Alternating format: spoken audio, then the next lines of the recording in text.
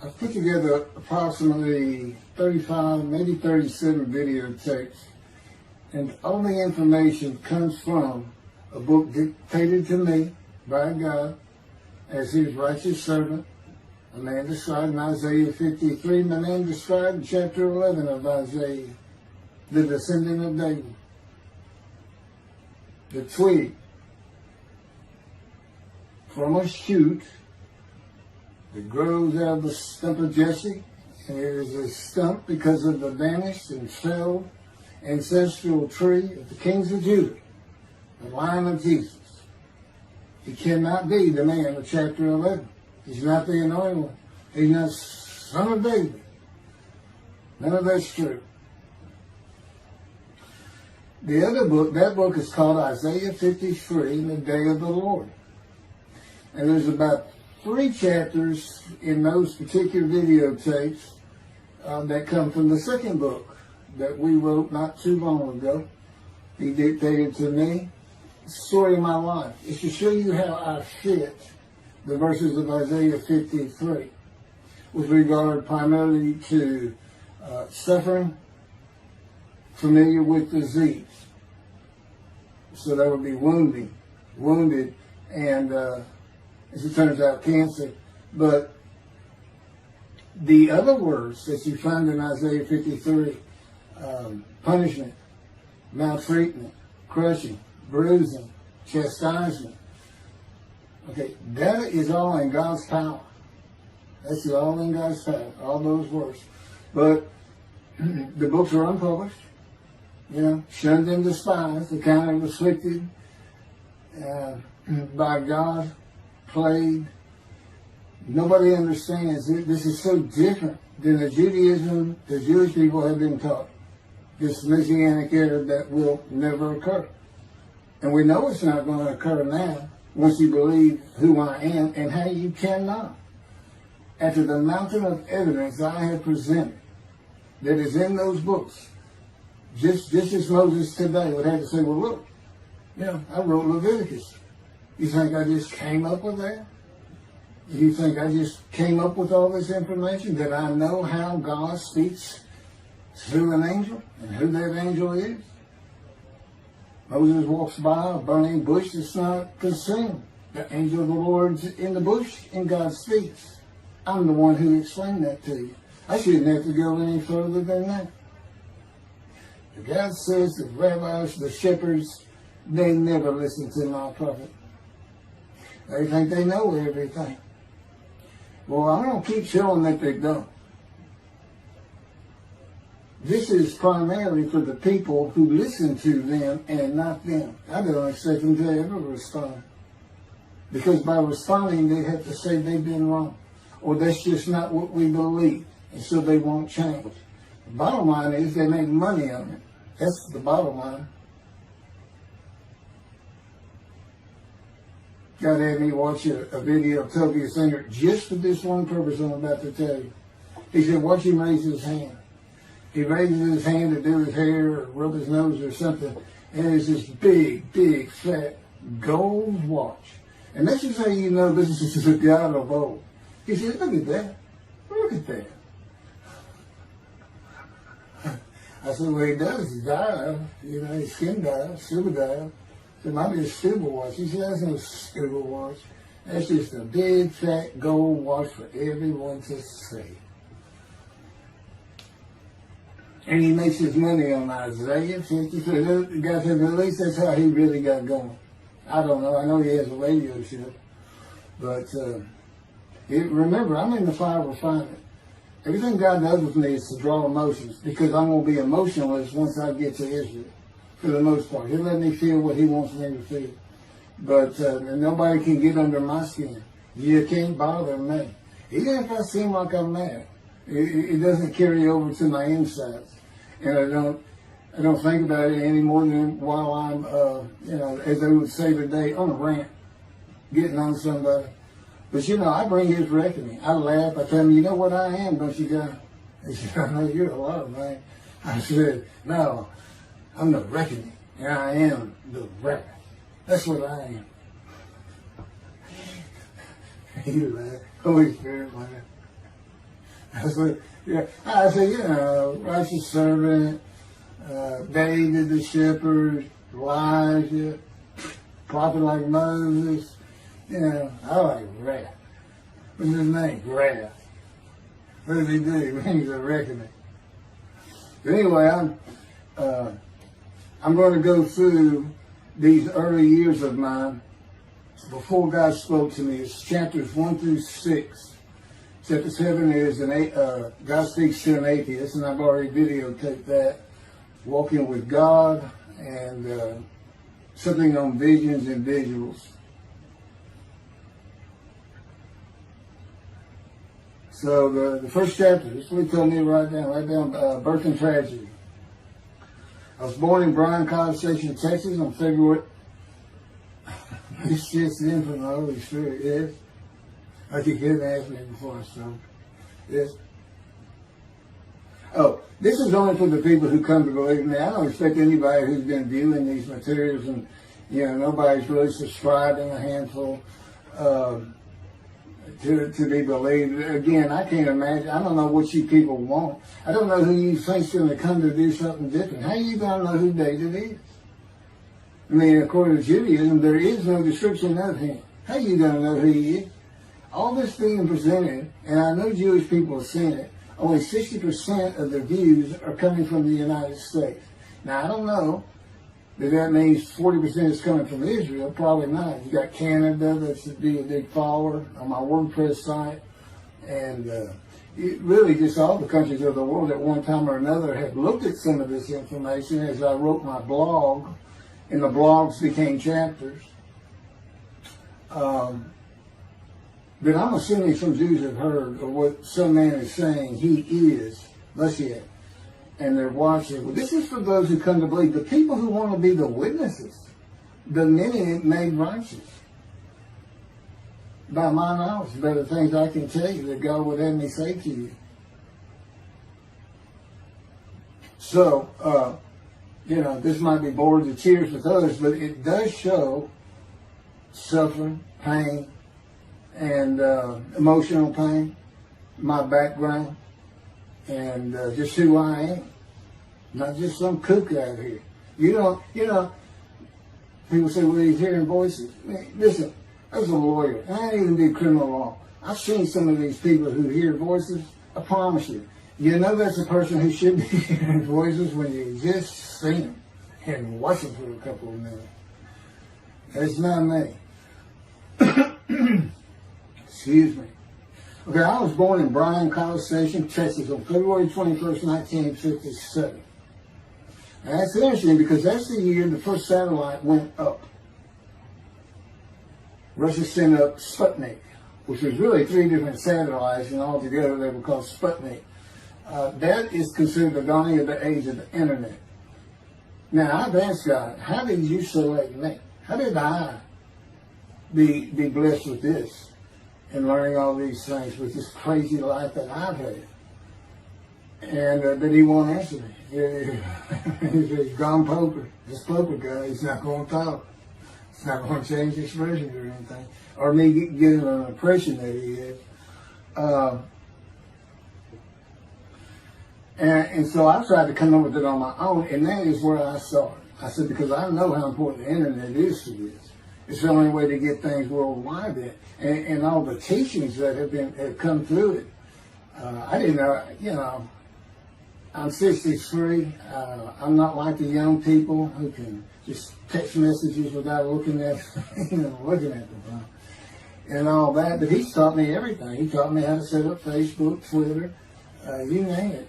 He would just say, go to your computer, do this, do that. Commanded it and directed to become very good at the computer and, of course, word processing. I'm a regular secretary, except I still henpeck with one finger. I used to. But God says that to show you I have perfect use of this disfigured right arm. It just doesn't have muscle in it, and my shoulder's short. Anyway, I was born in Bryan College, and that's what Texas A&M University is. And my dad was attending Texas A&M when I was born.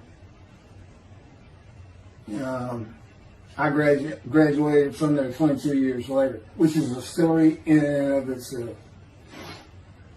So I was born premature in the 7th month of my mom's pregnancy. I was born in February, and there were many complications. My parents were told I would not make it through the night, and they should just take me home. Mind you, this was 63 years ago. The biggest problem was that my insides had not fully formed, and it was impossible for me to take milk. Mammy, my great-grandmother, told my parents, boil rice. Feed him the rice water. It's got all kinds of nutrients and minerals in it. Dad says he threw out a mountain of rice those first few months. And it would not be my last encounter with death. So my dad graduated, and we moved to Metairie, Louisiana. And his first job is an oil and gas geologist. He looks for oil and tries to sell deals to people who can raise money to drill. He gets money up front and a percentage of production once they get their money back. That's what he's done his whole life. And I became, as a lawyer, I became board certified specialist in oil, gas, and mineral law because I had found it so interesting. As a young boy, I became interested. But he rarely had time for it. The other part, I said, okay, well, I was born when the dawning of the internet, so he's got a selection process for 57. And I come from a dysfunctional family. Lots of drinkers, lots of fighters. And on my mom, her grandfather committed suicide. It's tragedy. Earth and tragedy. In the Great Depression, he lost everything. He owned land in what is now downtown Dallas. But then when she was about 4 or 5, her mother went down to the market square in Crockett, Texas, small East Texas town. Everybody has their courthouse in the center of town, and there's streets on either side with stores. She went to the hardware store and purchased rat poison. She hadn't gotten hardly out the door when she opened it and took it herself. Died right there on Main Street in the middle of the day in a little small town. I don't know how long that would have been. My mom's 85 or 6. She was 4 or 5, almost 80 years ago. So I'm sure it was quite an event. And her dad took her and her sister about 2 years older, to Metairie, and not Metairie, to someplace in Louisiana. But could have been Baton Rouge. And her father became a elevator operator. And you can still find this in Houston when I was at law school. I went to law school downtown Houston, but South Texas College of Law. And at the courthouse, they would have somebody sitting in there on a little stool and with a lever and take you up or down, take everybody up or down. With all the lawyers coming in for the court cases, it was packed. I'm sure they've done away with it by now. But that's what he did. And they found him one day or night. He had taken out a pistol, he shot himself in the head and killed himself. So now she had suicides on both sides of the family. And her father's brother took the 2 girls in. He actually adopted them. And she was about 10 or so, I believe. She's with him out in some shack in East Texas. And, there's not even phone in this place. And he took a shotgun. And I'm sure he'd been drinking there all known for it. And blew his head off right in front of her. I mean, that's all the circumstances I know about it. It doesn't sound like a good scene at all. But it scarred her for life. Okay, we've been taking care of her from the get-go. My father amazes me to no end. What he has done to care for her. See, they knew that was his sweetheart. Eventually, now at 10 years old. That's who he married. And they're both from Crockett, Texas. Small town people. I still take care of them. They've taken care of me for 10 years. Got to me from society. He made me quit law. terminate my law license in Hawaii and Texas, and took me into poverty. I've been in poverty for 13 years until I just now filed for Social Security early. But I give them more than 90% of it to make up for everything they've given me for 13 years. While I'm in God's fire of refinement, learning everything I need to know. And I have learned much. There ain't any question.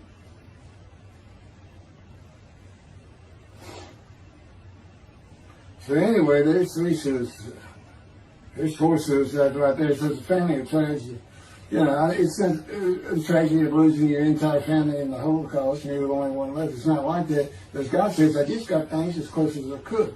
He says, I touched you in the womb to disfigure you, really for just one reason. Well, 2 reasons. One, it makes you identifiable. But it was so people would pick on you. I wanted people picking on you because that's what happens to young Jewish boys. Just for being Jewish, just for having a disfigurement. People will pick on you. I told him since, I don't even really recall many people saying anything to me. He said, that's because you look like you crawl all over them. They did.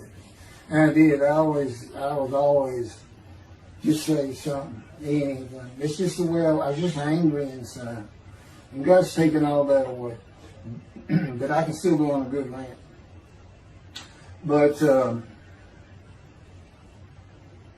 and then my mother in the 60s, young people may not know this, that's when, you know, the Woodstock and marijuana, LSD, everything started getting big. And at the same time, doctors were just handing out pills left and right. Valiums, painkillers, Percocets, you know, just asking for it. They were writing scripts. And I know today they put a lockdown on that, but she got heavy into it and drunk all the time. I had to come from school and stay with her, and she became such a different animal, a different person when she drank. She became a little girl. You know, and maybe your mom act like that and slobbering and, you know, going there to be Valium dripping out of her mouth with a bottle of booze by her. So it was an ugly scene. And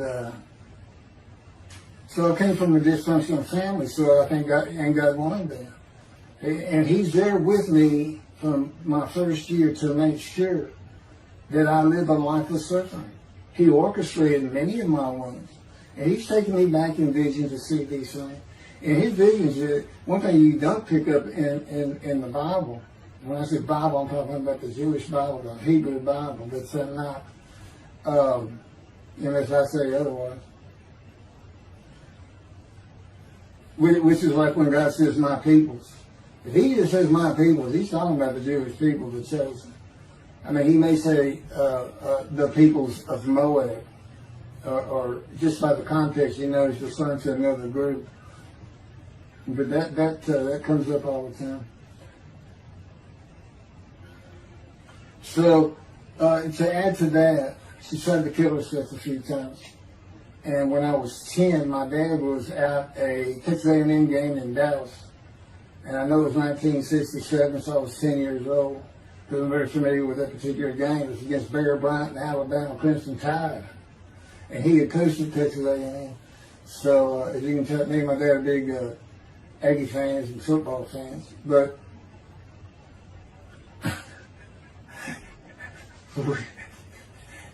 I had been assured with me to see those games in Israel.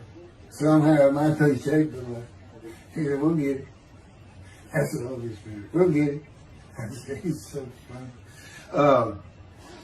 I don't know where my sister and brother were, but I heard some noise and I went down about 1 or 2 in the morning, and our stairs curved, and there was a little bay window cut out, and I looked down out into the living room, and she's laying newspapers on it. And I just sat there watching. They didn't know what to do.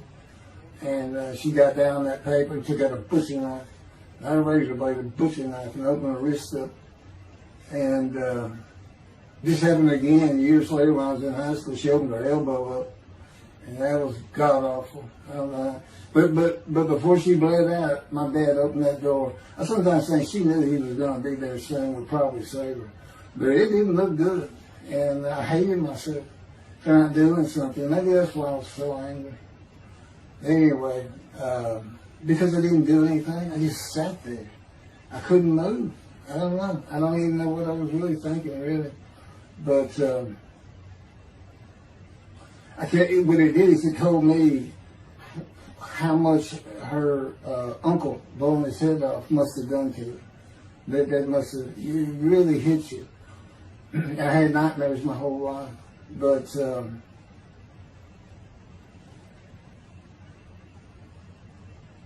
I was 16 when she did the thing with the knife.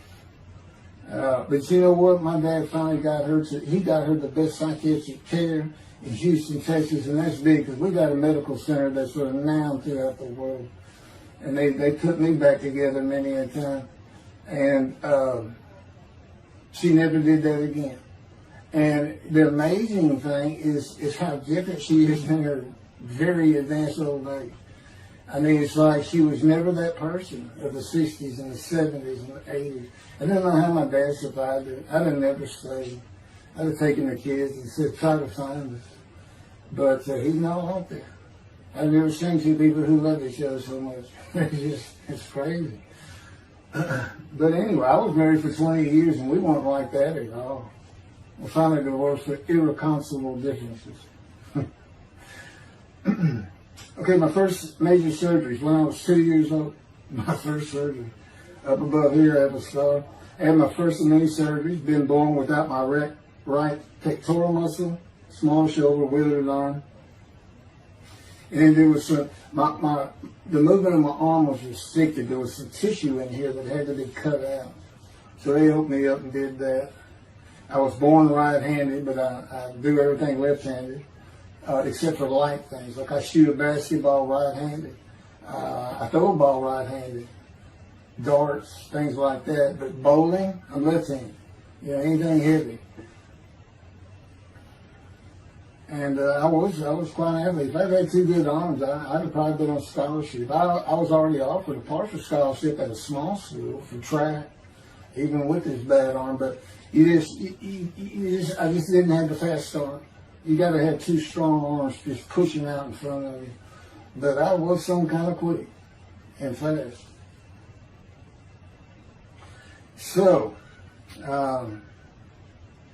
we moved back to Houston, to a place called West University, a suburb. And this little story, I don't even like telling it, but God tells me I have to. And he had something to do with it, but I'm not going to go into that part of it. So anyway, I had decided when I was in second grade, I was tired of school, didn't want to go anymore. I don't exactly know why, I just know I said, that's it, and I'm not going. Dad can't get me up and finish school until I'm not going. And it was on. He was going to get me there. It took him about an hour to get me to the car. Fighting and screaming and running around, hiding, getting under bed. You name it, I was doing it. And anyway, he finally gets me to the school, but he's too tired. He wasn't even going to try to get me out of the car by himself. So he get out, and he goes and gets the principal. Now, my dad's about 6'2", but he's real slim. And but he comes out with his principal, who's taller than he is, and he's a hefty guy. He's burly. Anyway, so they come, they said, get out of the car. I said, I'm not getting out of the car. I'd already locked the doors. Only the two front doors locked, and it was those locks that you pull up and push down. And so my dad used the key, and he popped that lock up, and I slammed it back down. Said, I'm not going to school, I told you. He took some keys, they started throwing the keys at one another over the roof. The principal was driving the same thing, and I'm slamming his door, I'm leaping across the car. But I don't know how long I went, but they finally, in 5 minutes maybe, seemed like an eternity. I was terrorized, that's the way I looked at it. Anyway, the principal got it open. And I saw that door open, and I got back on the far other side of it, by the steering wheel with my back against the back door. I curled up like a ball, had my knees on my chest. And he reached in to get me, and I unleashed on him, kicking him in the face with everything I had. It broke his glasses, and his orbital bone got shattered. So, That wasn't my first principal either. There's another one. So, but anyway, so they carried me in, and it was very embarrassing, just crying. But again, funny thing, nobody, because I stayed with this same group for 9 years, going to West University and the junior high there that you go to. Nobody ever said anything to me about it. And I knew some of those kids that were in that class.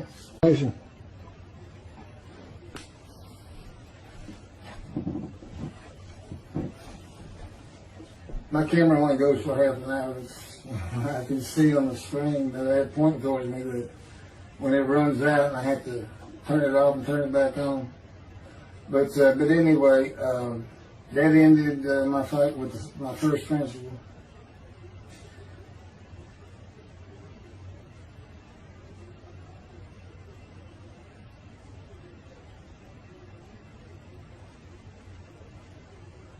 Yeah, here it is right here.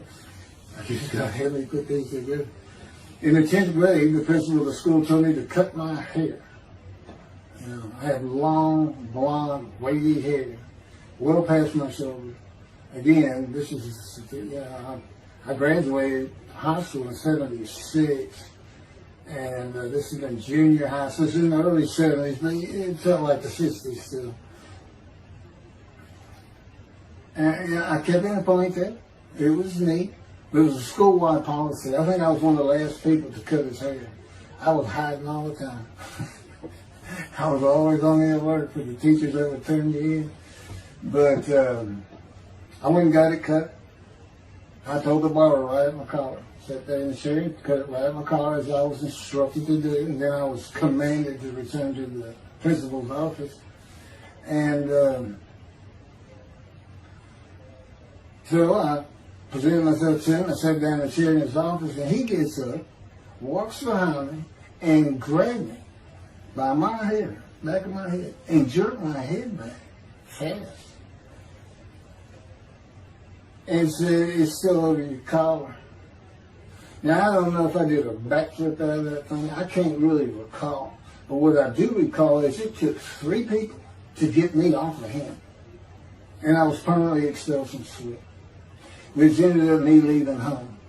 It wasn't a runaway. I'm just out of here. I'm tired of everything and everybody. I ain't going to school ever again.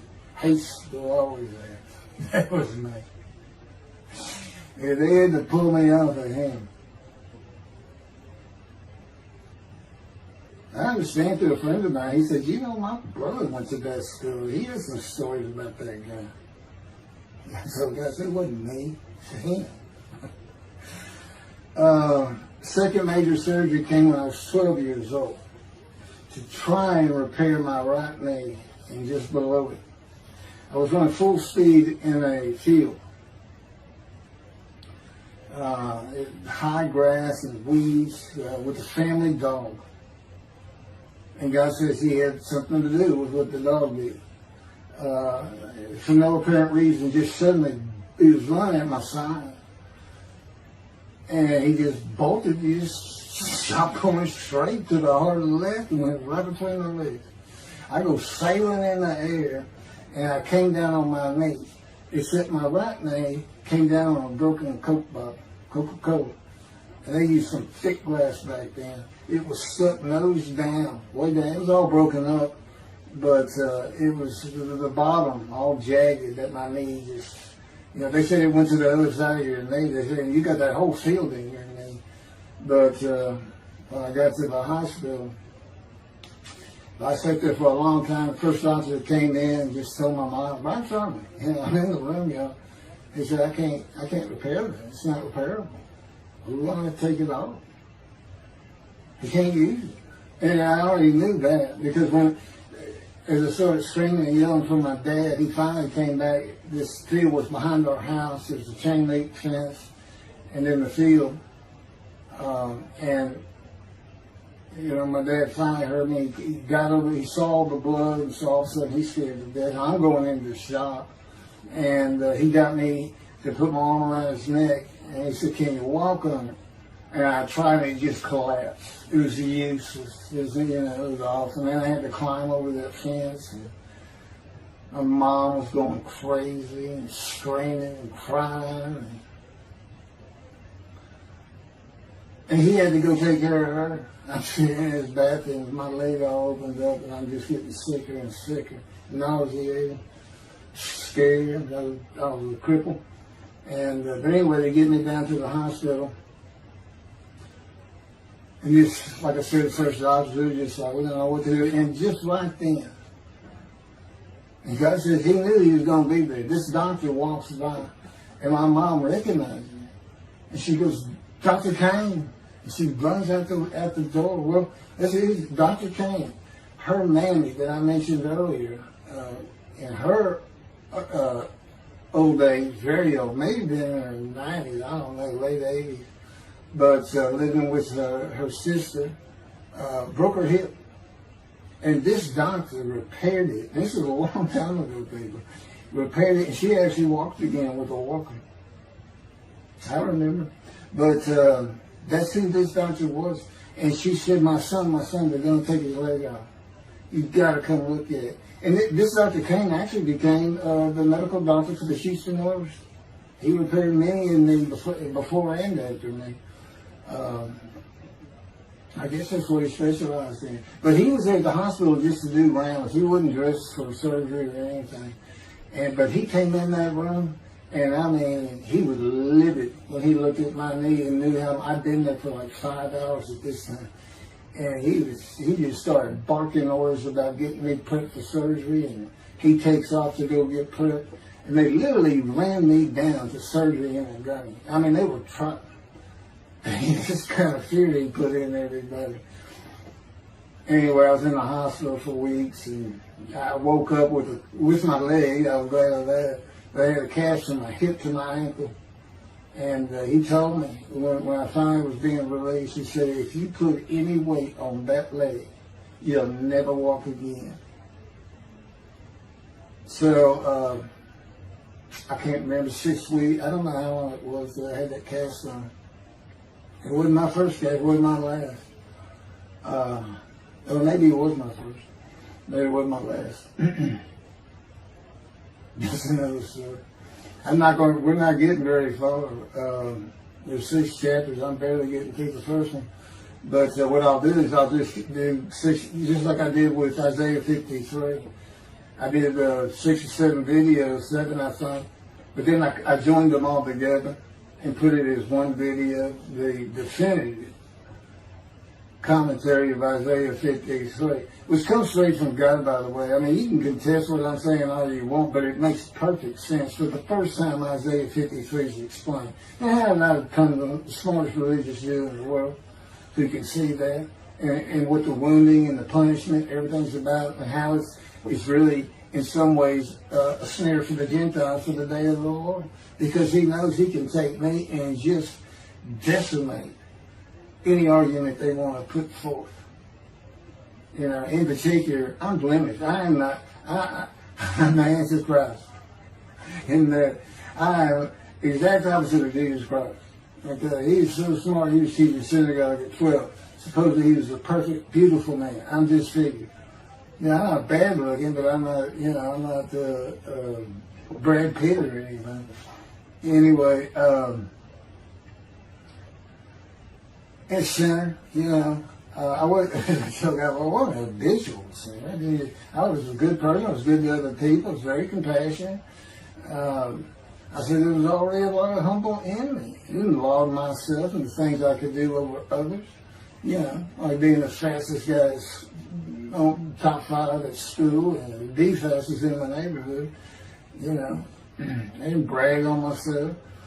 But as he took me back through my life and informed me when things were sin, it just seems like I touched on all of it. And if murder in your heart is actually committing that sin, as the Christians say, I don't really go with that, but then there's really not much I've missed. So I'm a sinner. And, you know, Jesus can say, well, I'm a sinner too. I lie. All you got to do is read the scripture in the Gospels. You see where I'm lying. That's easy. And I came from the banished line. I thought I was the man of Isaiah 53. I thought I was going to be exposed to death, but given long life. This is what he would tell you if he was here. He said, but you know what happened?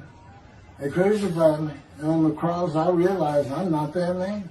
This isn't exposure to death. This looks like a sure thing. Father, Father, Father, why have you forsaken me? That's Jesus Christ saying, I'm not the man of Isaiah 53, and I just figured it out. That's what that is. Has God sometimes? You sure you didn't have that written? Why on earth would they write that down? They forget about it. We people just thinking me. That's what it's about, Christians. They got their way. They can explain that being counted a sinner means he got crucified with the sinner beside him being crucified on each side, left and right. So there's three of them, so he's counted a sinner. Okay. You know, it's supposed to be descriptive. Don't be able to find a person to do. You might tell Judaism the same thing. You know, this is to find somebody. It's not the people of Israel. They're all kinds of people. Now, we're looking for a guy so God can have a Moses. Why? We have a new covenant. Why? It's the day of the Lord. Why? Jeremiah says so. That's why. It's so easy. The lamb blooms again. Okay, and he's coming to covenant friendship with the temple. So the lamb blooms again at a time when there's no temple. Jerusalem's going to be rebuilt. It's a metropolitan today. This is no Jerusalem of antiquity. The old city might be too big. And I'll make a new covenant with you. I will forgive all your sins and remember them no more. That will cause Torah to be written on your heart. It's a metaphor. When did he do this before? Oh, that's right. Assyrian Babylon exiles. Isaiah was right before. God said, I forgive your sins and remember them no more. They became a holy city. What did they do? They built the second temple. What are we missing? The third temple. This is so easy. So it is the day of the Lord. There's any question of that. I'm just telling you it started with the Russians. Sending us Sputnik, those little Russians. And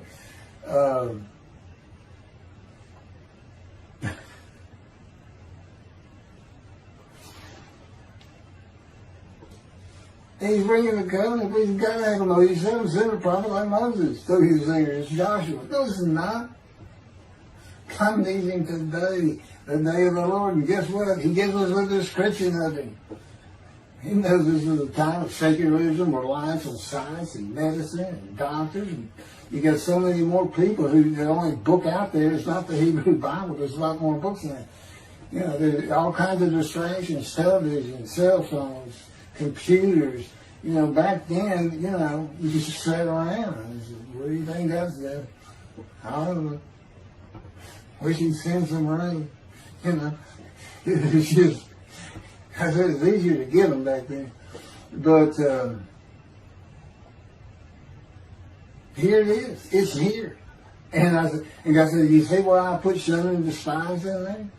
Because for a while I said, God, you know, this is before we really got the books done and everything. I said, I'm just sitting in a room. I can't really tell anybody Son and the Spies in there. Counting me plagued, afflicted, and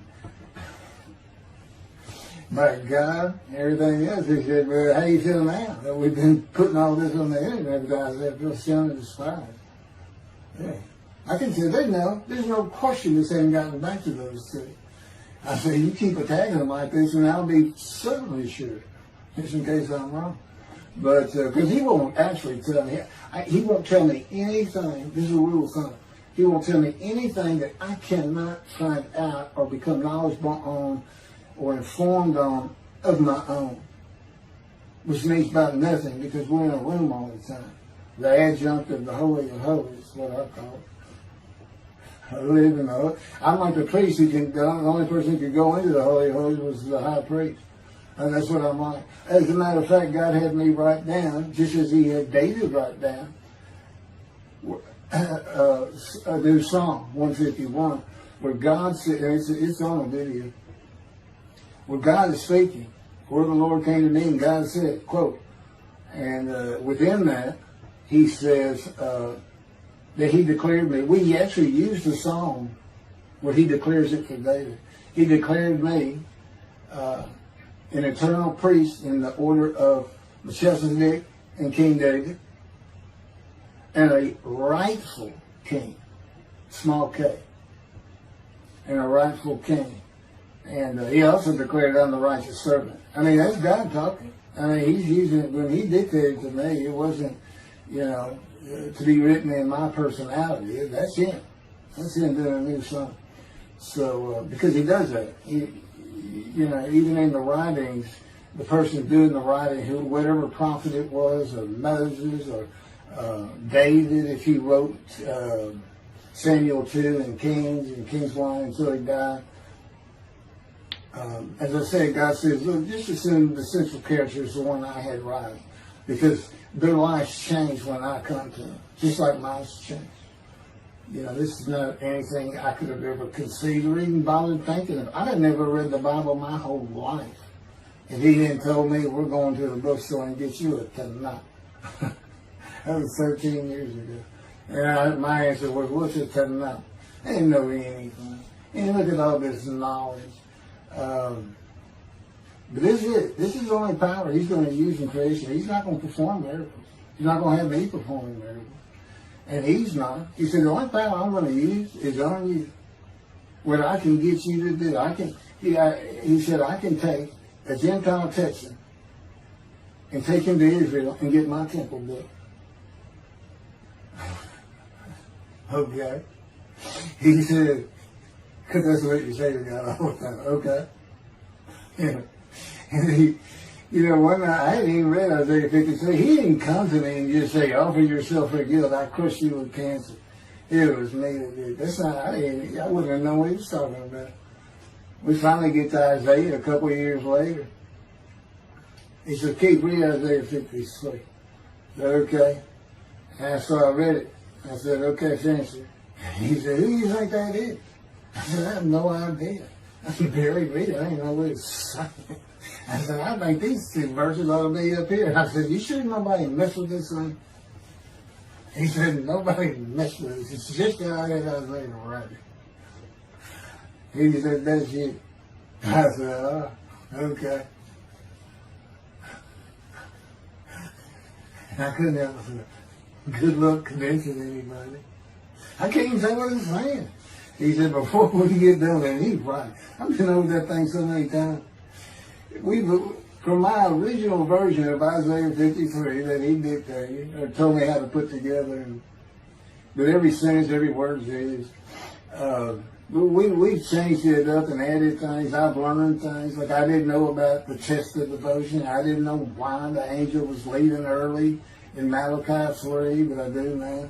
And all that would cause an amendment to my midrash on Isaiah 53. And, the book has me, these are all on videotapes now, me and Rashi.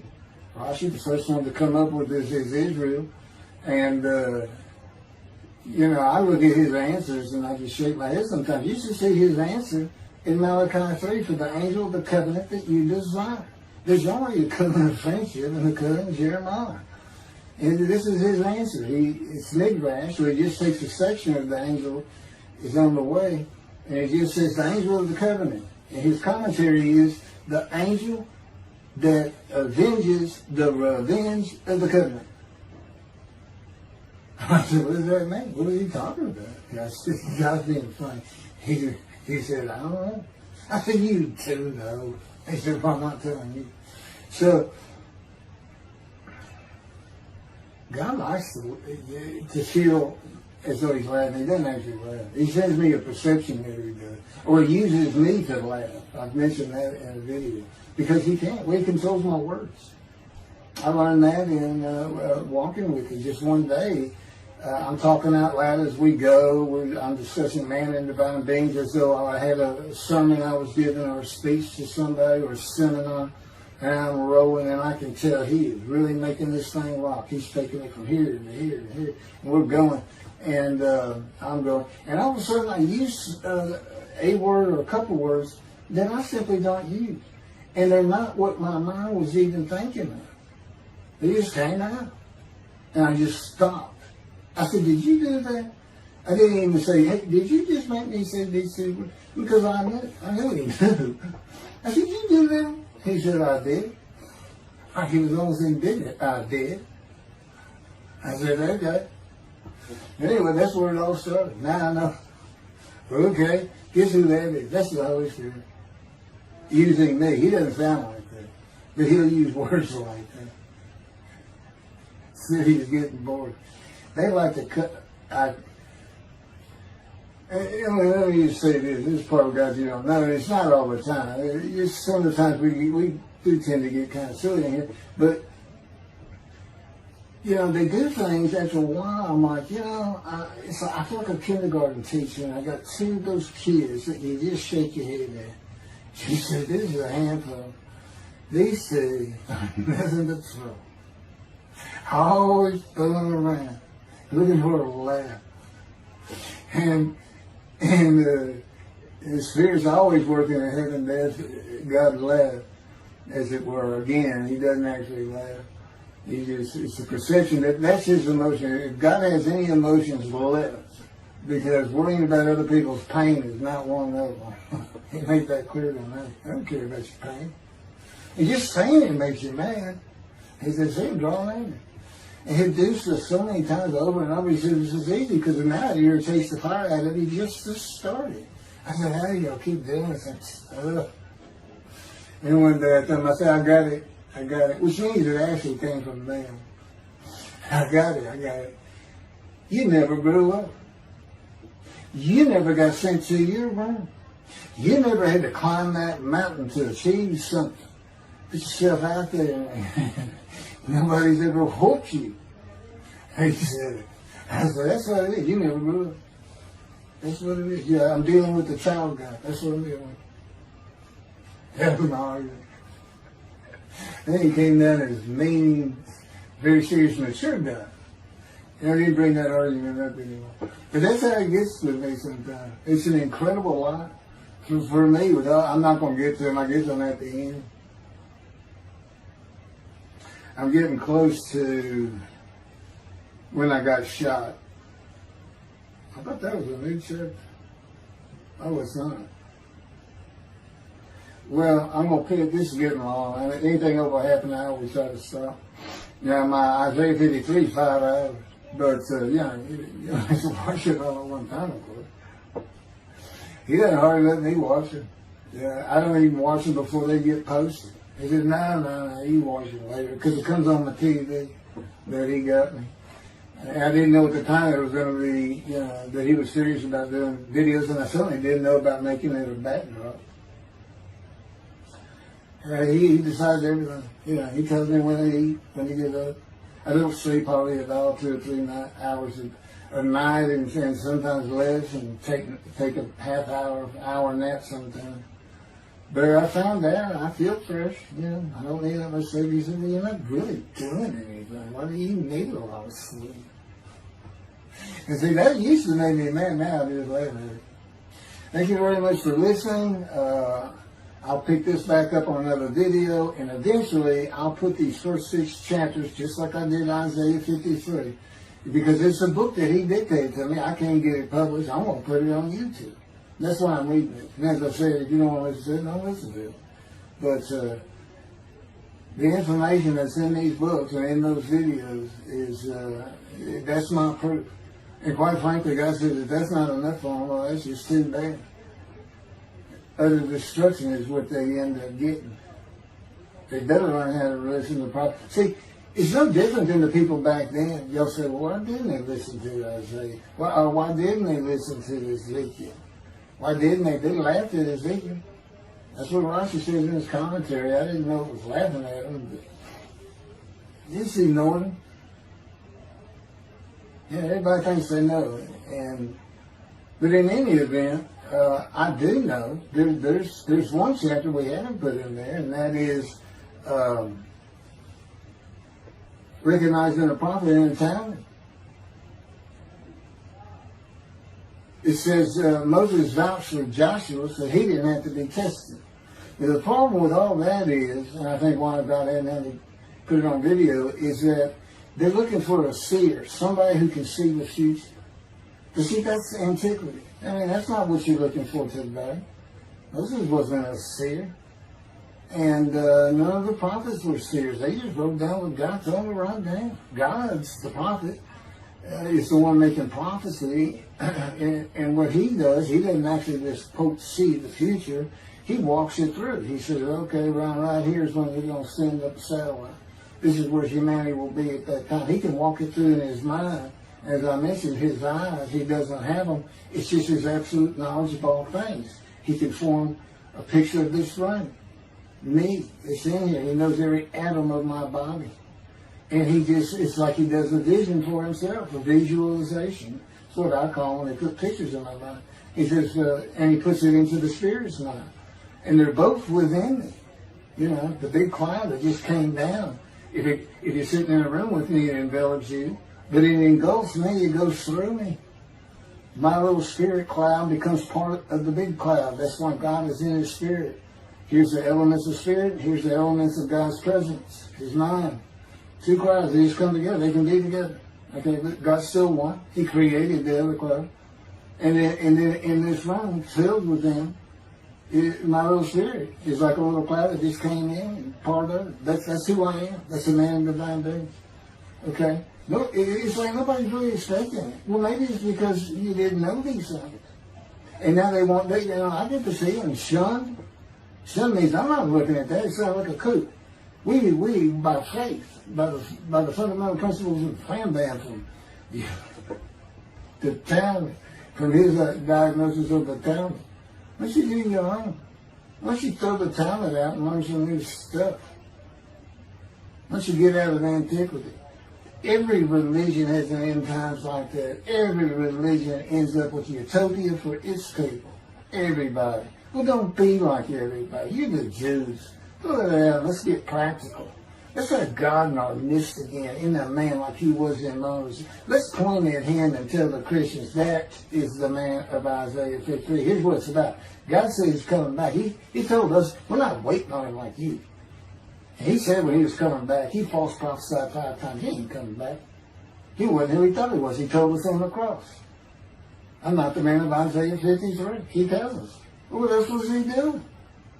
Why did you forsake me? I'm about to die. What do you think he's talking about? What do you think he's thinking about? You're not supposed to die. He thinks he's the man of Isaiah 53. So do they. It's just mind-boggling because I'm the man. And there's nothing about me that says Jesus Christ. Nothing. You should hear me cuss God. I cussed him trying to die. I begged for death 1,000 times. He said, it's not been 1,000 times. I said, it's been hundreds. He said, well, that's true. You have cursed me more than any man in the history of mankind.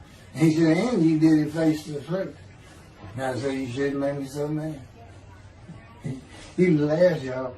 He laughed. When I'm cussing him, he did make so mad. And oh, you're kidding. That's the way.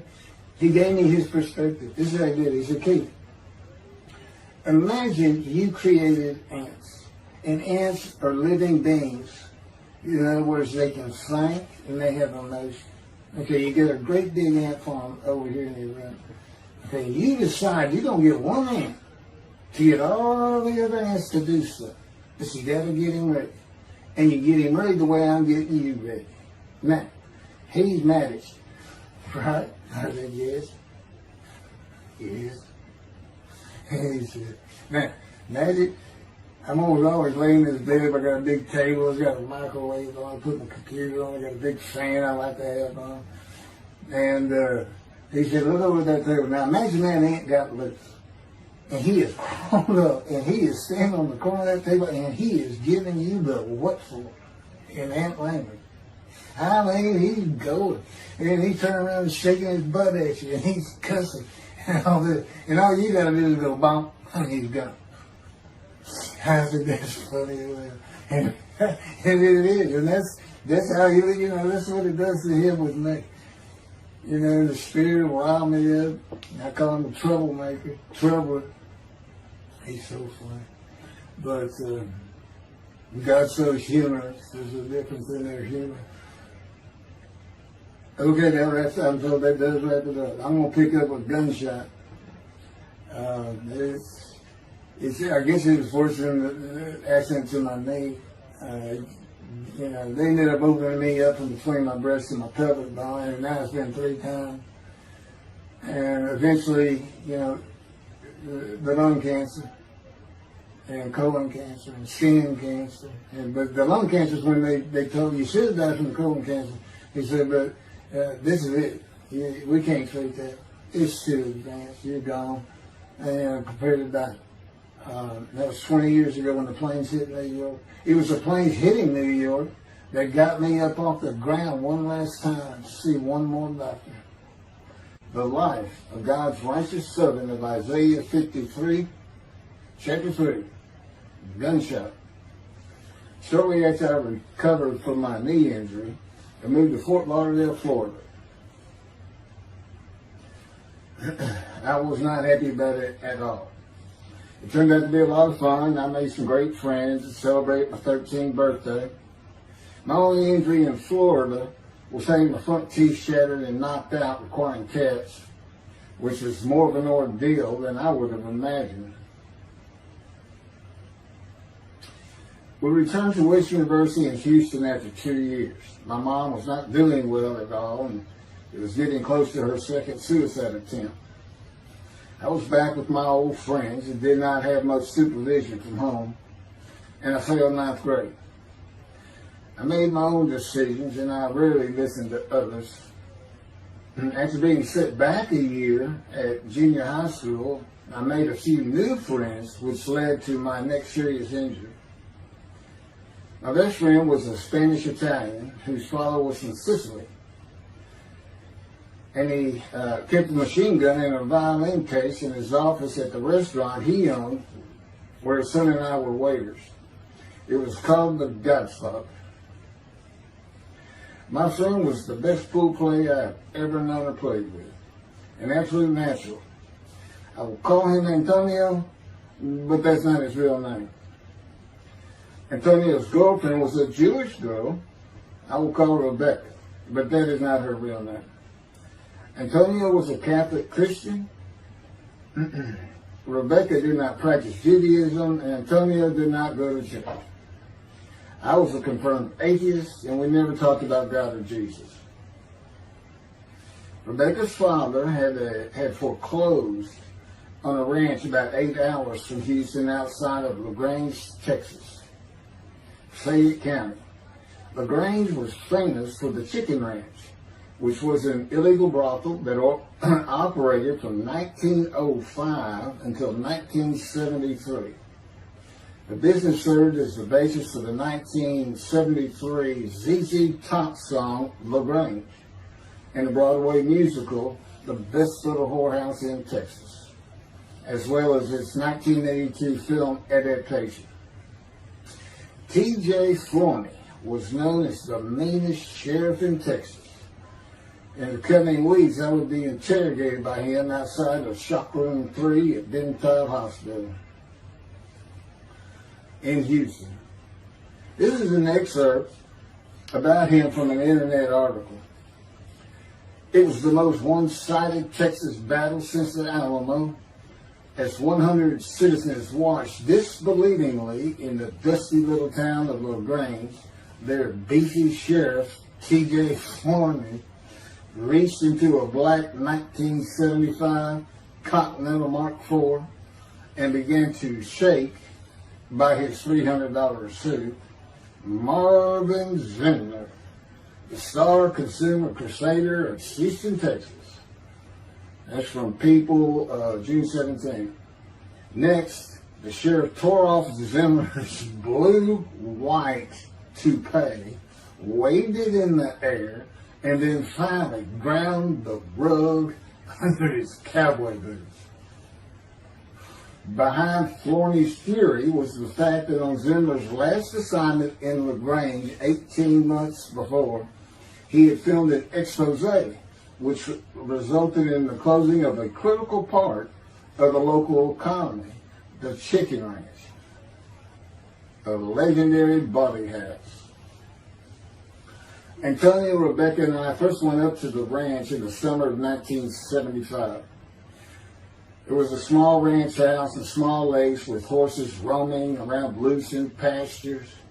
We decided it'd be fun to try and catch one of those horses and go riding. The next time I went to the ranch house was in Rebecca's father's Mercedes-Benz. Two-door convertible Mercedes-Benz. I sat on the hood of that Benz with a lariat while she tore through fields trying to run down a horse for me to rope. The horses could turn too fast, and we never got close enough for me to rope one. What we could and did do on the next trip was bring guns. A 30-30 rifle, shotgun, and two 22 caliber pistols with holsters. As a backdrop, Antonio and Rebecca had broken up as boyfriend and girlfriend, and her attention had turned to me. I did not believe that caused any friction between Antonio and me, but it should have. It did not seem to be a source of animosity of Antonio towards me in any event. On October 5, 1975, we were all back at the ranch having a great time. Tony and I were shooting at cans with our pistols and practicing a quick draw from the holsters. We were standing shoulder to shoulder, about 3 feet apart, and he was a little forward of me. Rebecca came up behind us, between us, and said she wanted to shoot. Antonio passed his gun to her, and it fired when it was going by me. The bullet went on a straight line through my bladder, intestines, and colon from the front right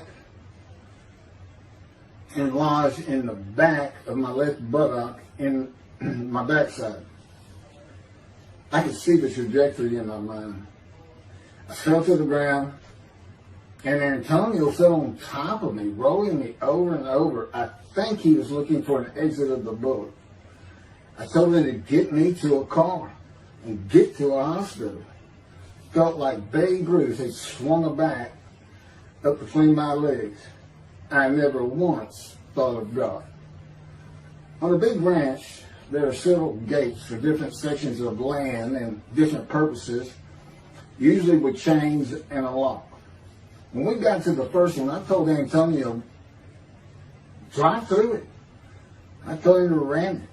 I knew I was dying, and all I could think of was, you have got to hurry.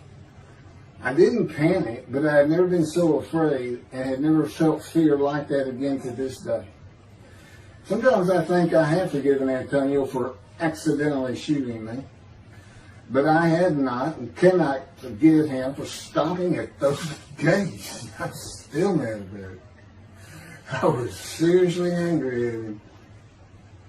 We got to the LaGrange Hospital before noon on a Sunday. They had to call the doctor to come in.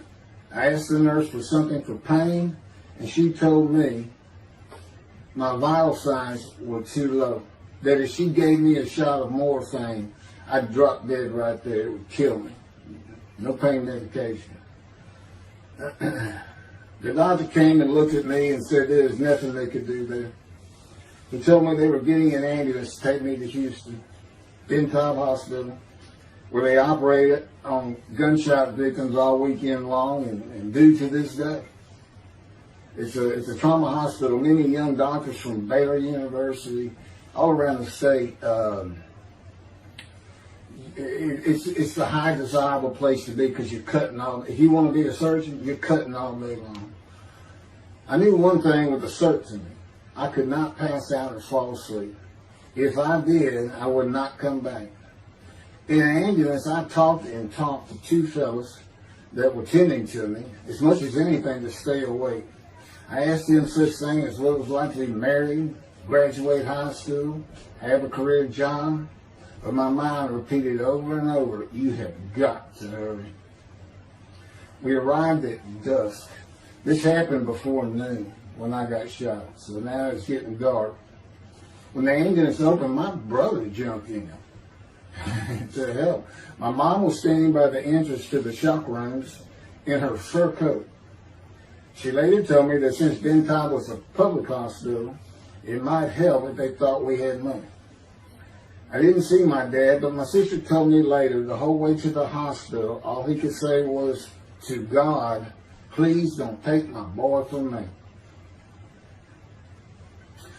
I had stayed awake for some 6 to 8 hours in awful pain. They took me to shop room 3. It was filled with people giving orders and very loud. On the table, the nurse told me she had to put her finger in my bottom, which embarrassed me. And I raised up like a sit-up and saw nothing but blood rushing from my bottom onto the table. You have to hurry is all I could say. They finished prepping me for surgery and enrolled me to a hall in a line of others awaiting surgery. Then someone was saying my name, and I opened in to see T.J. Floyd, Sheriff of LaGrange. He wanted to know if I'd been shot intentionally, what we were doing at that ranch, did we have permission to be there, and et cetera, et cetera. I told him I thought it was an accident and to leave me alone. I never saw him again. I didn't have to wait long. The orderlies bypassed everyone in front of me and took me to surgery. I awoke in a large room with about 10 beds on my side of the room and 10 beds on the other with other patients, and I could hear moaning and crying here and there. It took a few moments to remember what had happened and why I was in there. I fell back asleep, and when I awoke, my dad was telling me he would have me out of there into a private hospital as soon as possible. It was the next day when they transferred me to the Methodist Hospital in the medical center, where they had operated on my knee, and I had spent weeks there. I had a hose with a bag coming from my bladder and a colostomy, an opening called the stoma, which is your intestine on the outside of your abdomen, with a bag over it for going to the bathroom. I was out of danger from dying, but still very weak, and I needed to gain some weight. The track team was already getting together, running distance and cross-country workouts provided by the coach, preparing for track meets in the following school semester. I lived about a half mile from the high school. The day I got home, I walked to look at the track. It did not seem possible I could get back in shape. I was afraid to cross the roads to the school. I could not even trot to get out of the way if a car came my way. My insides felt like jelly, and I had been warned that too much physical exertion in the first 10 days could cause a stomal hernia, and my intestines to start extending from my body. I was homeschooled for the rest of the semester by a private volunteer tutor, and passed classes I probably would have failed. The beauty of that gunshot was that it changed me. I was never going to graduate high school, having failed so many classes. So I set up night school classes for the next and my last semester of high school. I was 18, soon to be 19, and a senior.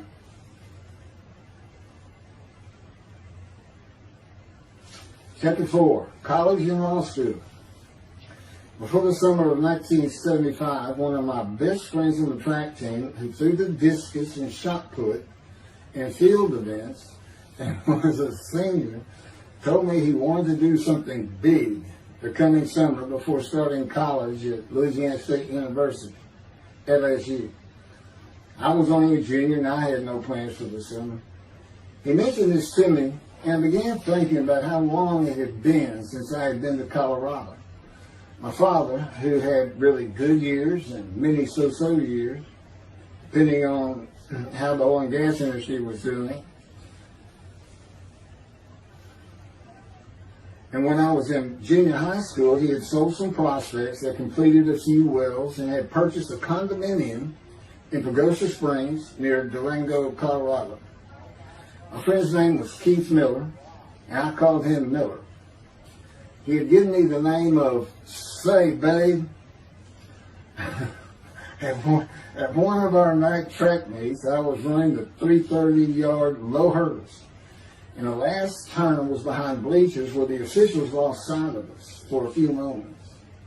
A runner to my left veered out of his lane into mine and took my hurdle, and I had to slow down and go around it, yelling, "Hey man, that's my hurdle."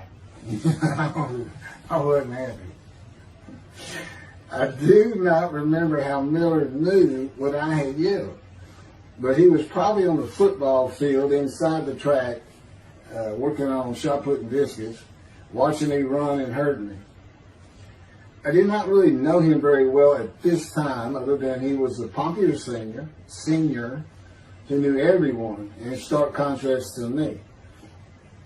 On the following Monday, I was walking down the halls between classes, and coming in the other direction was Miller, though I did not see him.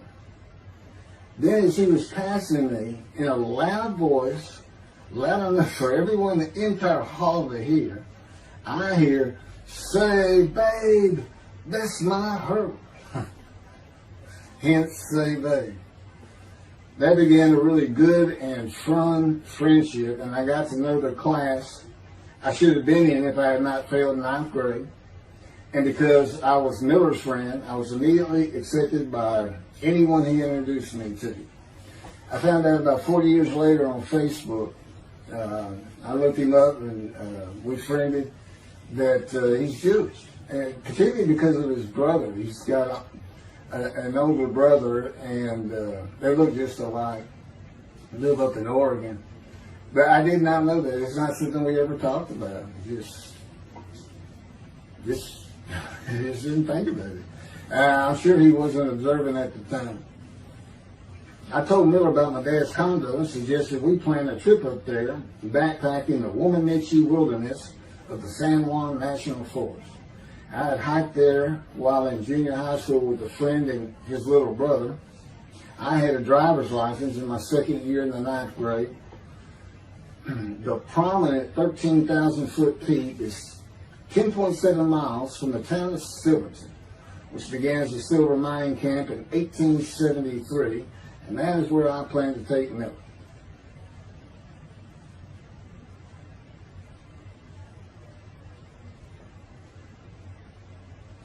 So Miller and I take off. We use his car. As I said, he was getting ready to graduate, and his dad bought him a Toyota. Can't remember the name of it now. My dad's condo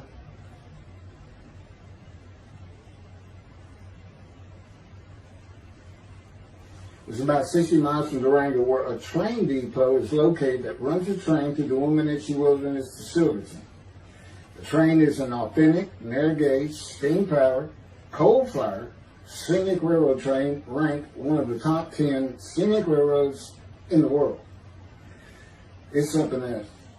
It stops twice in the same places to let off and pick up hikers and backpackers in the Animas Canyon of the Womanichi. At top speed of 18 miles per hour, it takes the train 3.5 hours to travel the 45 miles from Durango to Silverton. Oh, here it is. Miller had a new Toyota Celica. And after a day and late into the night, we made it to Pagosa, slept, and we're at the train station before the first departure the next day. I don't know what the problem was, but the train was not going to run that day. So we couldn't get to where I wanted to take it. It's just too far. We decided to get a hotel in Durango and just head down the train tracks into the wilderness and explore an area I had never seen in with the maps. We got lost. And at one point we decided, let's just put these backpacks down and you go that way and I'll go this way. Well, we did that. We met back up and then we couldn't find a backpack. And we did finally find them. We slept that night, and we had a big black bear episode because we had left some food out on the ground, which we shouldn't have done. And but anyway, we ended up making it back, and we had one of the best party nights I've ever had in my life.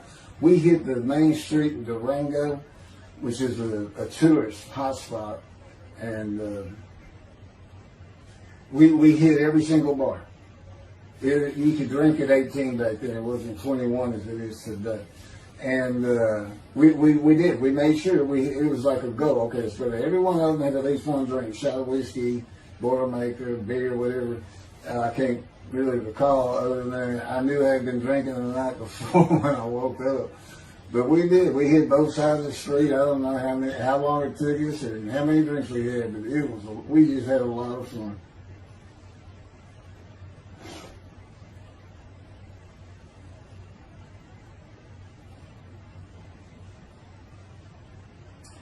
Okay, I'll be coming to chapter, I guess it's 4. I don't know. I thought I was coming up to the cancer story, but this is different. This is getting into alterations while at school.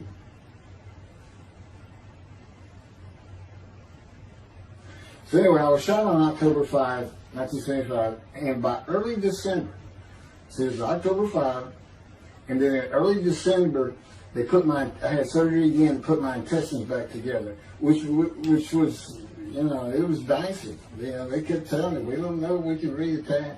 There's people like Bob Hope lived his whole life with one of these stonal deals, and it's just a horrible thing. It was successful. They put it back together, and they removed my bladder tube. The girl next door, who I had never talked to other than to say hey or hello, and who also went to high school with me, had been coming over daily, and she agreed to be my girlfriend when I asked her a few months later. I did my night school and graduated last in my class, or close to it, of over 400 people. In late December, I began running with the track team. Now, I had surgery early December, and I already got out there with them, which was difficult. Pulling 2 tires on the cinder track, there's a rope, 2 tires, and you put a harness around your waist. I had to put mine high up on my shoulder. On the cinder track for a lap and a half, 660 yards with 2-minute intervals, 6 times was the toughest. My speed and quickness was still there, but distance running and my endurance, it took quite a while to come back. In early February, just about 3 months after being shot, I won my first 120-yard high hurdles race at a track meet that was fast enough to qualify at the upcoming district track meet for the regional track meet. Winning at the regionals would place me in the state track meet. I was fast, but my disfigured right arm really held me back. Then my heart was broken, and I cried for the first time since I was a child, best I could remember. My coach, who really liked me, he understood the effort I had put in to get back in shape. Called me to his office, and I knew something was wrong. He told me I could no longer be on the track team. I had too many semesters of school to be eligible according to the eligibility rules. It was because I had failed 9th grade.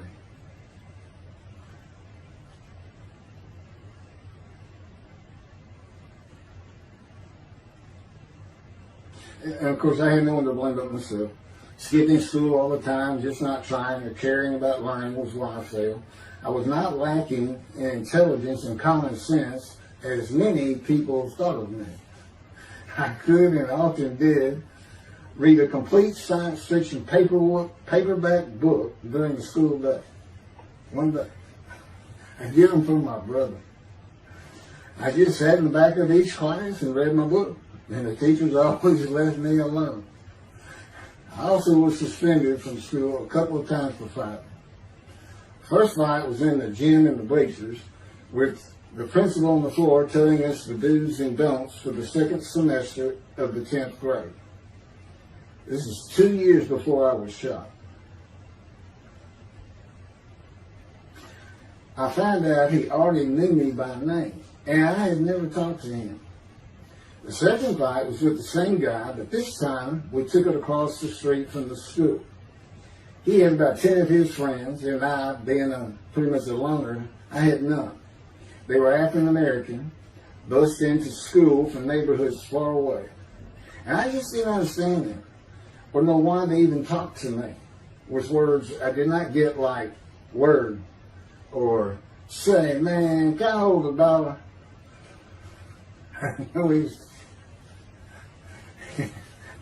That is what started the fight in the bleachers. I hear from behind me, and one stood to my left, saying, "Man, can I hold a quarter?" I turned around and just looked at him. And I said, "I did not have a quarter." Ordered with the principal, I undid my ponytail. Mind you, he's sitting right behind me, and I'm well aware of that. And I brushed my long blonde hair and then reached into my pocket for some chapstick for my lips. When I pulled my hand out with the chapstick, turned out I did have a quarter. And from behind me, I hear saying, "Man, you said you don't have no quarter."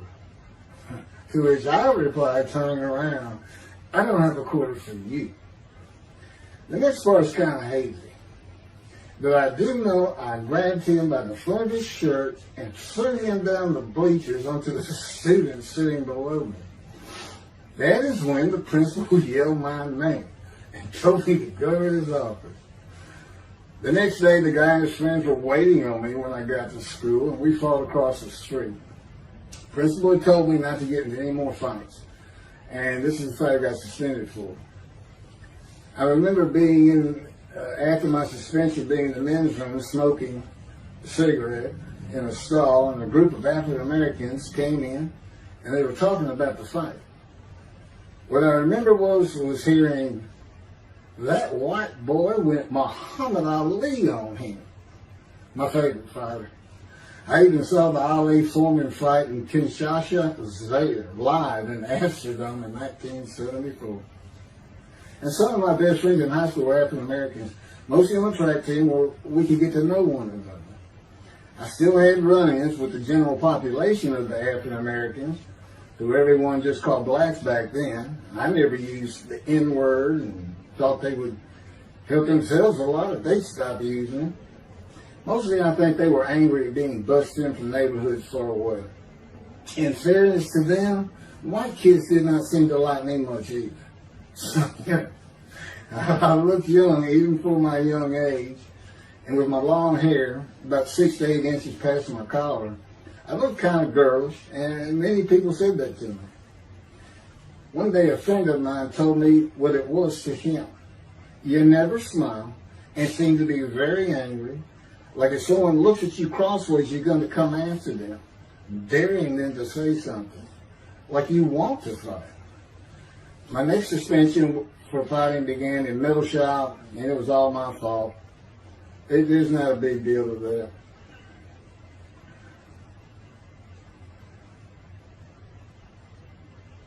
The last fight I was ever in came right before I was gunshot at the ranch. The accident really changed me and the way I looked at life. I never got in another fight after I got shot. It took some of the fire out of me. My longtime friend from junior high school and I were at Memorial Park at night and walked down a train track that ran through the woods, away from the streets and recreation areas. We went to the center of a long railroad trestle bridge that ran over a bayou to wait for a train to round the corner from either direction on a single track. When a train would round the corner, we had to run and jump off the trestle after clearing the bayou. We were drinking beer. As we were sitting, we started talking about the price of gas at 44 cents a gallon in 1975. Anyway, the trains weren't running. We got up to leave, and as we're walking down the steps, he said something about my father and about how to find oil and gas. And I turned around and just hit him with everything I had, with my right arm. And I realized, what a stupid thing to do. I called him the Big Sweet. He's huge Norwegian. His hair was white and long and longer than mine. His hand was the size.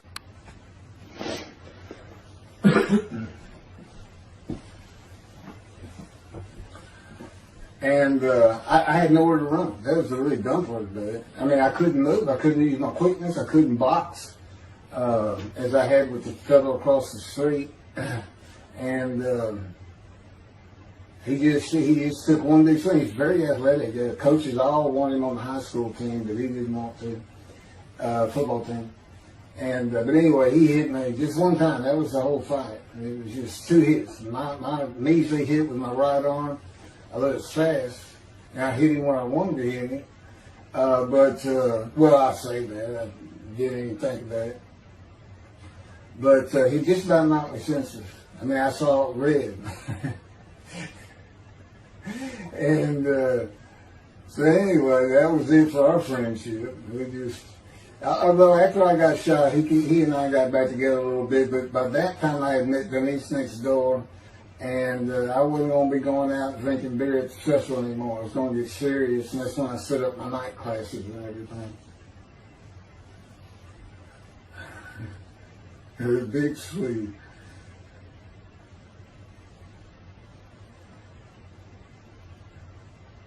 After the gunshot, I stopped seeing old friends, including Antonio and the Big Swede, and spent all my time with Denise next door. I knew I wanted to be someone who succeeded in life. My dad always told me when he was angry with me that with my smart mouth, I was never going to be anything but a ditch digger or a lawyer.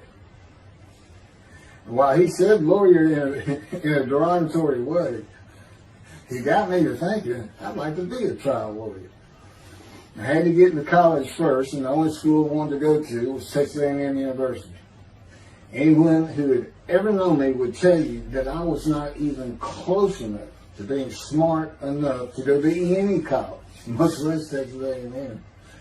I would tell you I had never applied myself to the task of learning. Texas A&M denied my application.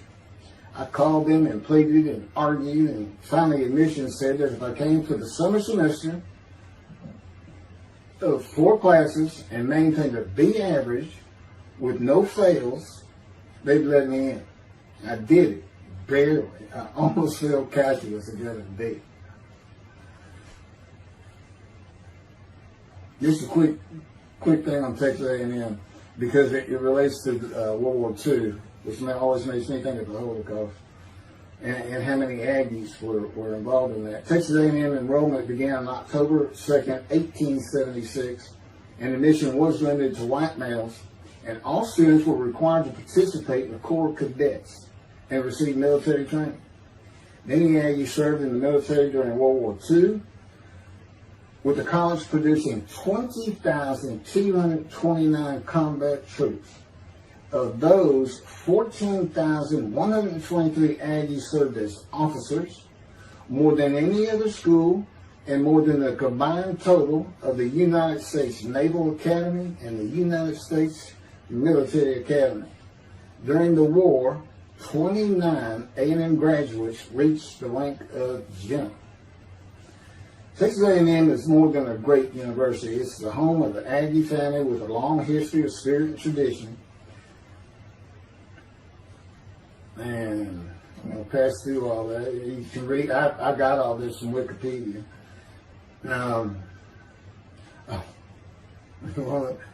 Like Notre Dame, it's a school full of tradition, especially notable at football games and in campus life, drinking beer at the Dixie Chicken. I had a good friend in what is now the Volunteer Corps of Cadets, and we've been shooting pool and drinking beer all night on the weekend, and finally left sometime after midnight. I walked my friend back to the quad, Corps Cadet Quad, a large open area where people could gather, surrounded on 4 sides by dorms for cadets only. And I dropped him off at his room. Before he shut the door, he looked at me, and not for the first time, said, "Want to race?" He's fast. We race many times. I said, yeah. Of course, we were pretty much, we've had a lot of beer. I said, yes. And he went to the end of the hall and took off at the other end of the hall. He was fast, but I was pulling away with just a few yards to go and hit the wall before I could stop and busted my chin open. Blood's pouring out everywhere. People opening doors. Look, that's what the little guy did to the taller guy. Taller guy. I also sprained my ankle. These are my injuries at Texas A&M. I also sprained an ankle so severely playing basketball with football players that I was in a cast for 6 weeks. Those were my only injuries in the 3 years of A&M. It was the gunshot that changed me and everything in my life. I married Denise when I graduated from A&M in '79, just 3 years after graduating high school. I went through in 3 straight years because I had those hours from the first summer. I just went ahead and went the next summer too. And I got out of, and the average for most A&M students is 5 years. But I went through in 3. And of course that meant I never dropped a class, which also meant I had a low GPA, grade point average. And I didn't realize how important that was for admission to law school. I was denied admissions from every school across the nation I thought I could get into. I do not know how my dad knew about South Texas College of Law in downtown Houston, but he made some inquiries and found out the dean was a graduate of Texas A&M. And we're known for helping each other.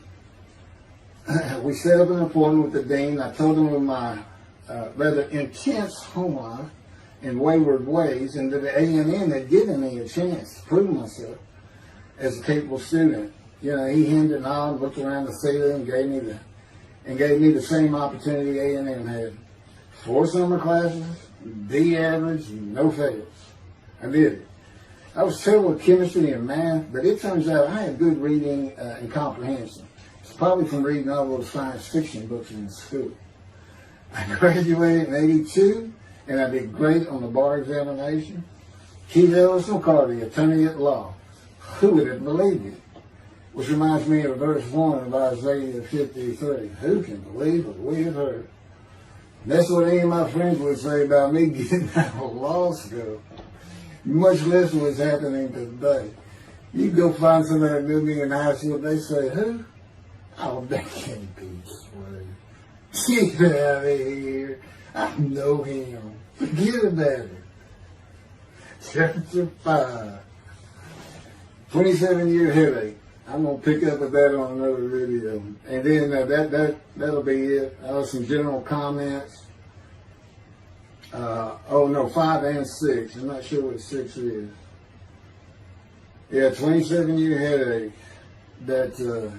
I'll go ahead and mention God in one of these accidents. And I won't say anything about the dog who took a hard left between my legs. Just about severed my knee, my leg. I won't mention that. Or hitting the big Swede on the track. Unbeknownst to me, my arm just took off. I wouldn't have hit him with my right arm. The things he has shown me. And getting gut shot. Yeah, I think I would have figured out, you probably shouldn't be hanging out with this store anymore if you're going to be talking to his ex-girlfriend in front of me. Little things like that, he controls my perception. Little things like that in my life to make sure I am the man of Isaiah 53. If anybody thinks I'm going to back off saying that, they're wrong. I have been through too much. My whole life is dedicated to this time, the day of the Lord. As a matter of fact, what about my day? I said, what about my day? Well, he said, well, first of all, God's speaking with you and living with you. Most people say that's pretty good. I said, yeah. But anyway, here's something he's promised me that he lets me check out all the time. And I'm going to put on the screen.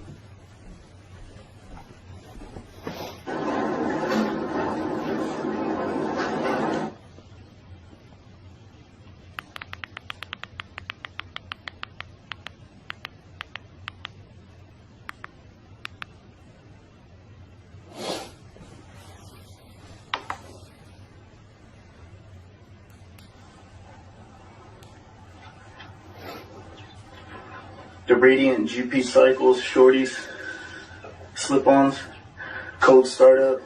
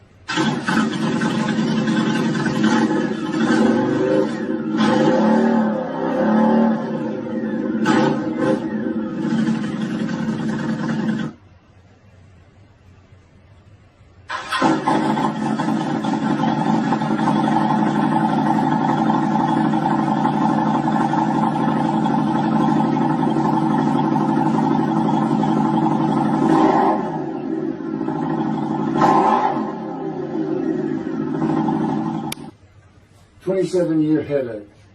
Chapter 5 of the life of God's righteous servant of Isaiah 53. The same year I graduated from law school in 1982, my son Justin was born. In 1985, my daughter Brooke was born. And in 1988, my youngest child and daughter, Laura, was born. I was making good money, though I expected a lot more, in my first job with a law firm that specialized in collections. I also tried my first civil case, which, while working there, which was a nerve-wracking event, first trial. The first day I entered the courtroom, the judge asked me if I was a law clerk. I had a very youthful appearance, though I was 28 years old, not 20, common age for a law clerk. My youthful appearance in junior high school and high school with my long, wavy blonde hair, I usually kept in a ponytail, had way too many people tell me I looked like a girl.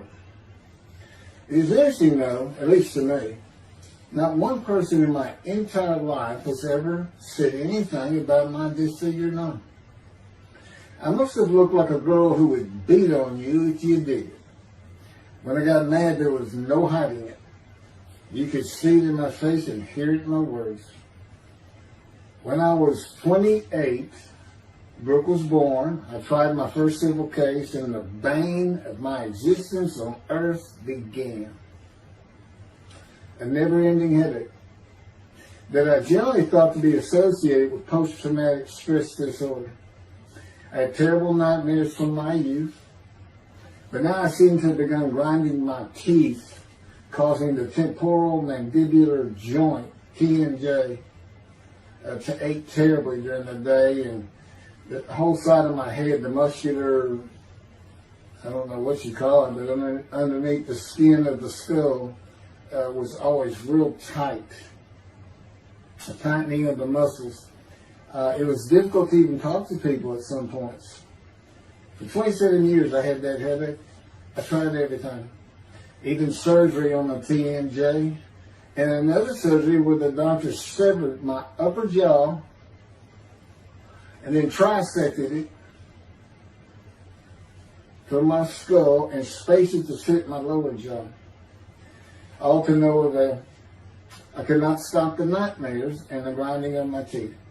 Mouth guards helped my teeth, but the pressure was still there. I literally feared going to sleep. I didn't want to wake up the next day sometimes because I knew how bad the pain would be there again. It completely ended my dream of being a trial lawyer. So I got an associate position in an oil and gas firm and began learning how to prepare title opinions for oil and gas companies on tracts of land they plan to drill on. Basically, a title opinion is you start from sovereignty, which is when the state granted the land to someone, usually great, large tracts of land, and from there you get parceled out and cut up, and I'd be chasing one small tract within a very large one almost 200 years ago in the early 1800s, and I would have to create genealogical charts of heirship, for people who died without a will, and I had to know who the family members were, and I got very good at it, and I really enjoyed it.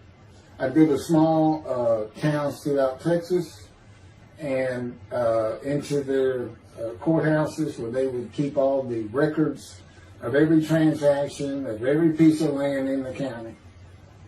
But anyway, there's an awful lot to it. I do go into it in some detail in the book, but I'm not going to for this video.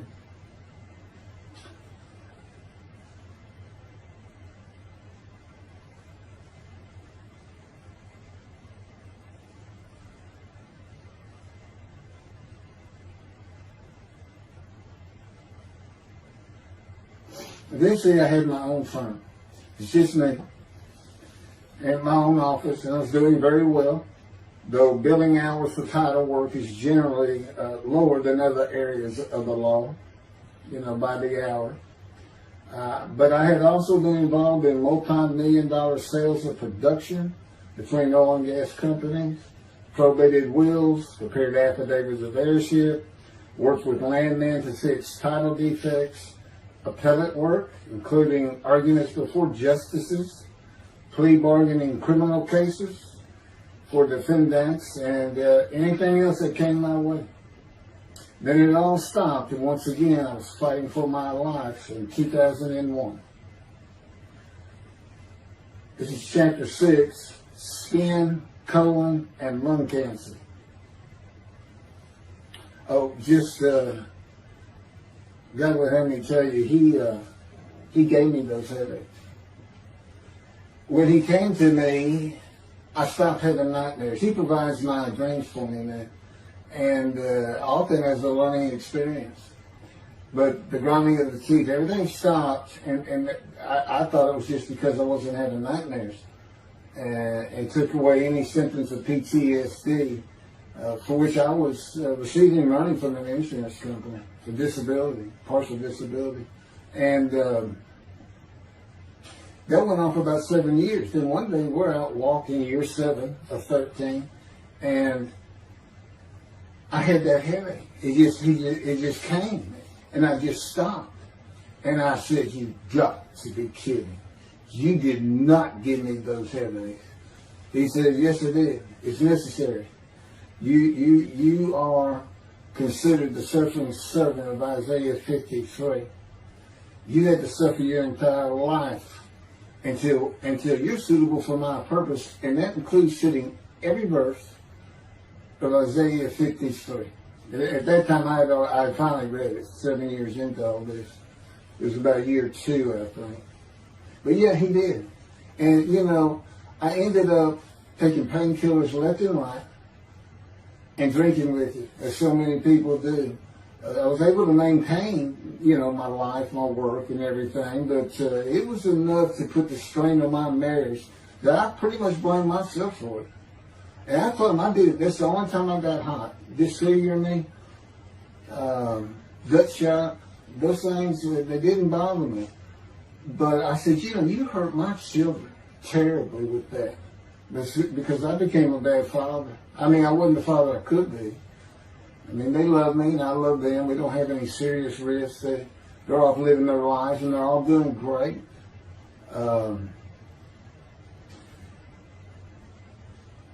But if they consider themselves anything, they're Christians. And although I don't think any of them are overtly religious, or that they're in church every Sunday or anything like that, but you know, when I started going to the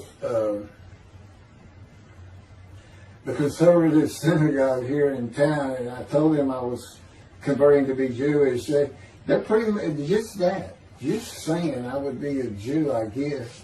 I'm not sure that I didn't believe in Jesus. It was probably more of it, God says. But really haven't talked to them much at all in 7 or 8 years. So, but anyway, so God gave me the headache just to make sure.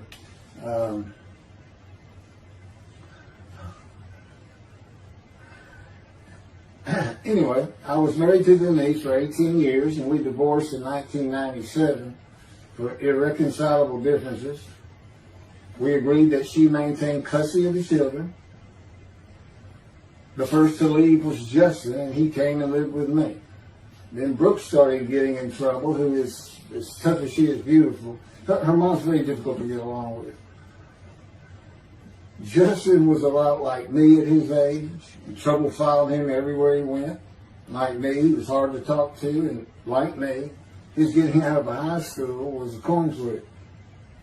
He's doing great. He learned the oil and gas landman business, and I helped him out as much as I could, and friends of mine helped him out even a lot more. And he's very successful in it. Married, no children. Laura's married, no children. She's got a great job. And Brooke is married with 2 children. I have 2 grandchildren. Long life, see his children. You'll see what I'm talking about, long life, when I get to lung cancer that God chose to crush me with. Something had to be done, and to make matters worse, Denise had met a man and they were going to get married. But he didn't want Brooke. to be part of their new family, or Justin for that matter. He wasn't going to go stay with them anyway. Now, I had 2 of the children, and she had 1, but all still in her custody according to the divorce decree. So anyway, I stopped paying child support on those 2, but had not gotten around to the proper revision of the divorce decree when I took Justin and Brooke with me to live on the Big Island, Hawaii. Laura came with us to visit for a month. This oversight on my part resulted in Denise and now her 3rd husband filing papers in divorce court for past child support for all 3 children, for the time I had begun paying her 1/3 of the original amount. I represented myself. I had 1 contempt of court and was locked up for a day, but I never had to pay that money. By verbal agreement, I sent Laura back exactly 1 month later. I could not leave her out, and I wanted her to see where her brother and sister would be living. They were all so close and protective of each other, and still are to this day. And she was so sad.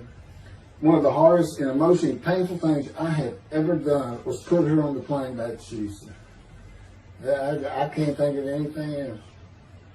The backdrop to moving to Hawaii was my firm was in dire need of new work. But the oil and gas industry was down. It's always up and down. And my clients were not drilling. A landman I knew called and said his sister in Hawaii, a brilliant eye doctor, but not a good businesswoman, needed help resolving creditor issues stemming from her new offices and equipment purchases. I told him it was a good time for me, as things were slow, and who's going to turn down trees this trip to the Big Island, Hawaii. So I went and took care of everything without charge, but of course everything was paid for. When I came back to live in Hawaii at the urging of the doctor that I had helped, who did not like the look of an abrasion on my chest, and it had been there for years, I was examined by a friend of hers, and it was cancer. I don't remember what the doctor called it. He removed it in surgery with a 6-inch diameter circular cut, and it was not malignant. I could practice in just about any area of the law, and all I had to do was pass the Hawaii bar exam, one of the toughest in the nation. While studying for the bar, my body, all at once, in a moment, told me something bad was wrong with me. I had been running, swimming, and riding my bike everywhere I went, letting Justin have the car, and had been feeling good and strong. In a moment's time, I was weak and sick while grocery shopping, and there was a pain in my belly and my abdomen. I did not know it, but a large tumor in my colon had burst through my colon, and I was bleeding internally.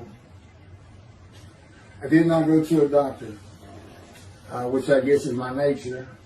That, and I did not have medical insurance. Anyone asking for help, asking anyone for help unless things were at a critical stage, such as a bullet wound, was something I couldn't do. There's all kinds of personality disorders. I thought surely it would pass, and decided to just give it time and bear up to the abdominal and belly pain. I continued studying and took the Hawaii bar on Oahu and Honolulu in the summer of 2001. I had lived in pain for so many years from my headache, and passing the bar was so important, I just kept going day by day. Pain was getting worse, and but I kept exercising. It's the only time I didn't focus on the pain. I had always been a fast healer, and I thought in any day it would just go away. I finally could no longer take it. Brooke, it turns out, was in Houston visiting with her mom, and I left Justin at our little, we called it the little green shack. There wasn't much to it. We weren't there very often, really, except to sleep, and went to Houston to find a doctor for diagnosis, staying at my parents' townhome, which is where I'm at now.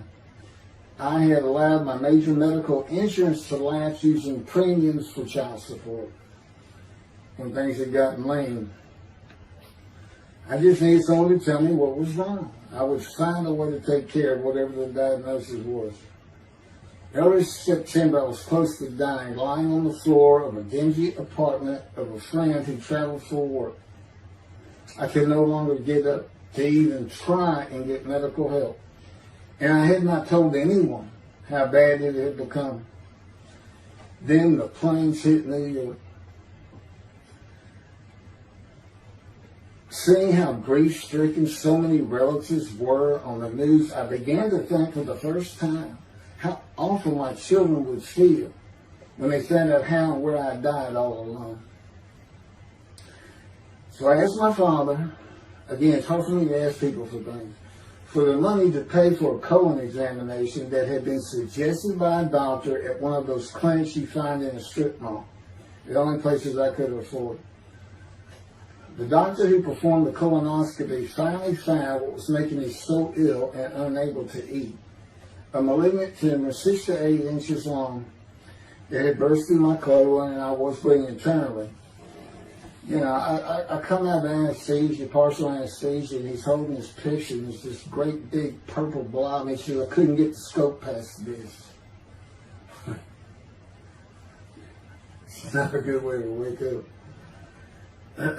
To say it crushed me in my life is an understatement. The pain, the weight loss, inability to eat, all I could do was drink calorie drinks. Began about 4 months before the colon examination. That was 4 months of sheer pain.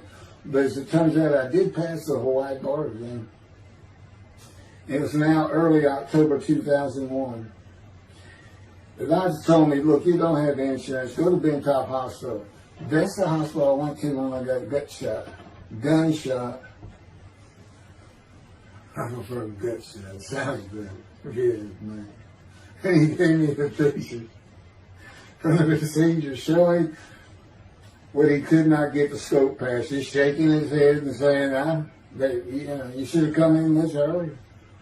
So I went to Bentop thinking I was here in 75 on October 5, dying, but I did survive. And here I am again on the first week of October 2001.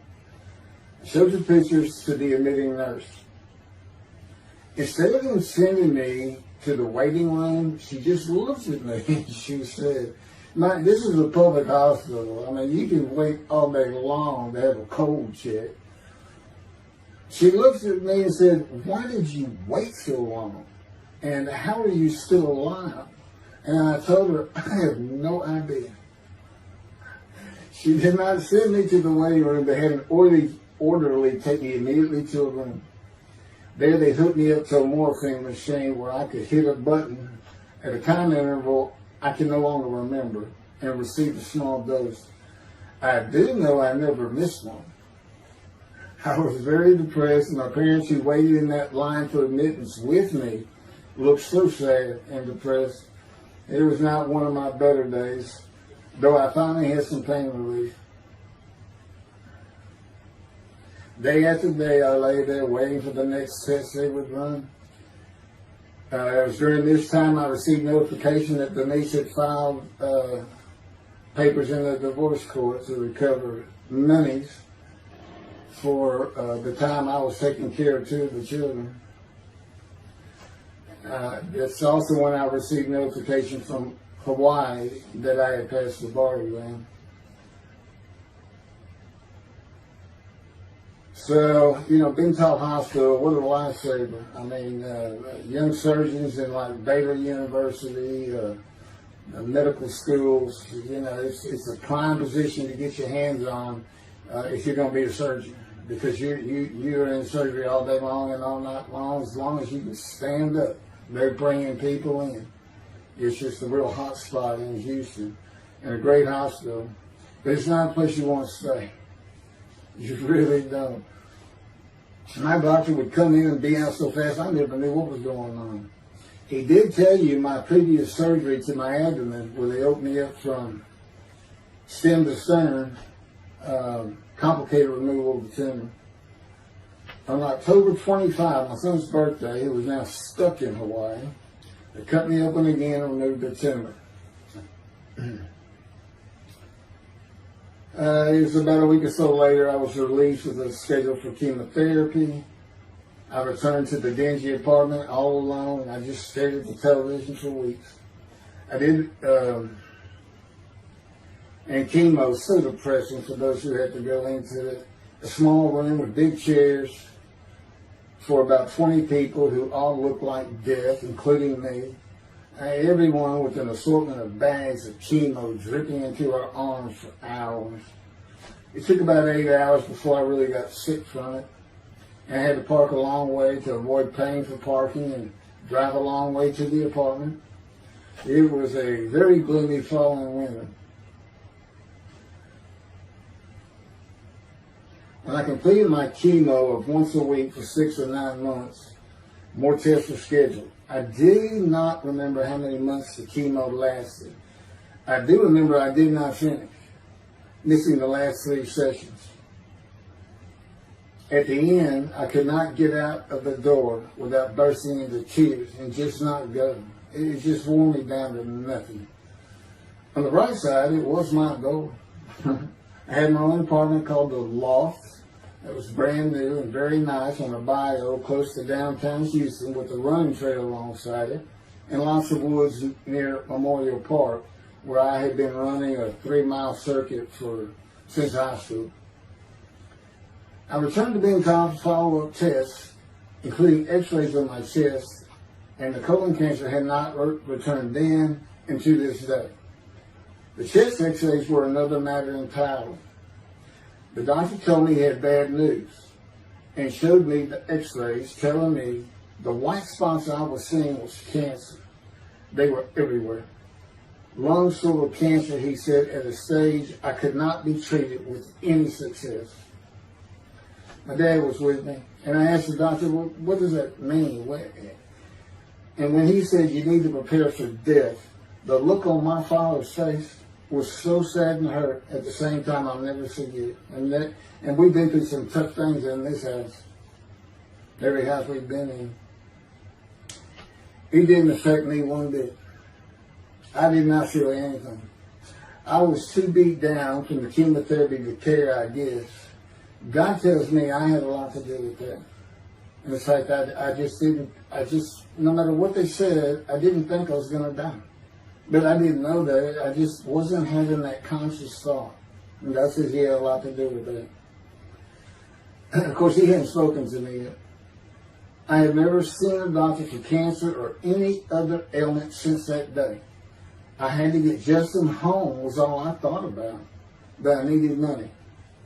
I found an old client that needed a title pin for a drill site well. I struggled through that and got my boy back to Houston. And it was tough. I was so weak. And it had been so long since I really had done any title work. And just going to pick the work up and visiting with the client was a major to-do for me. But we got there and I got Justin home and he went to live with some childhood friends. This is now 2002 and going into 2003. I just walked all over the running trails in a 3-mile loop at Memorial Park and in the woods day after day. I didn't think about dying, but I did start. But I did not think about restarting my law practice either. I watched a lot of television and played video games. I watched the Tour de France for the first time and got inspiration from Lance Armstrong. I was still alive though, and the funny thing was my lungs never bothered me. I was never sick. It's because God had already removed it. After I got the news I was dying of lung cancer, he took them from me. That's what he tells me. And I don't have any symptoms. You'll see right here in 2005, I picked up some title work here and there, made an office out of my loft. I bought my first motorcycle, soft-tailed lowrider Harley Davidson. First time in many years I was happy. I love riding that bike. In 2006, I did some landman work for standard day wages and began dieting and running.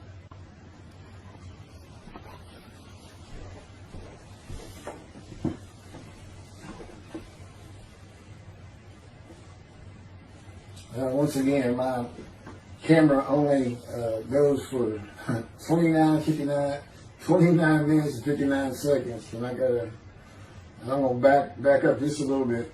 In 2006, I did some land work for standard day wages and began dieting and running. I had never been a swimmer in terms of training for it. I love the water and swimming, but I never trained with laps at different paces and various distances. Mostly because I was so slow, because of my right arm. I was reaching an age, though, where endurance in my running was more important than speed. And so endurance swimming was too.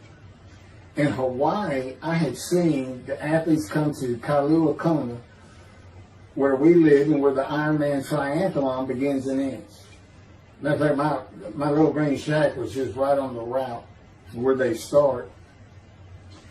That was a fun week, and it was amazing watching the athletes train and prepare for the race.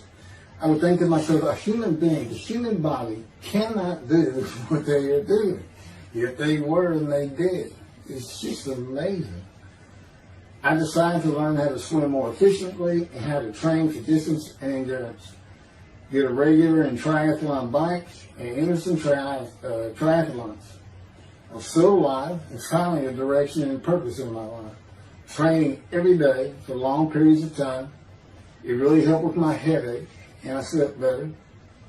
In 2007, I signed up for the March 30, 2008 Lone Star Half Iron Triathlon in Galveston, Texas, and the October 5, 2008 Longhorn Ironman 70.3 in Austin, Texas.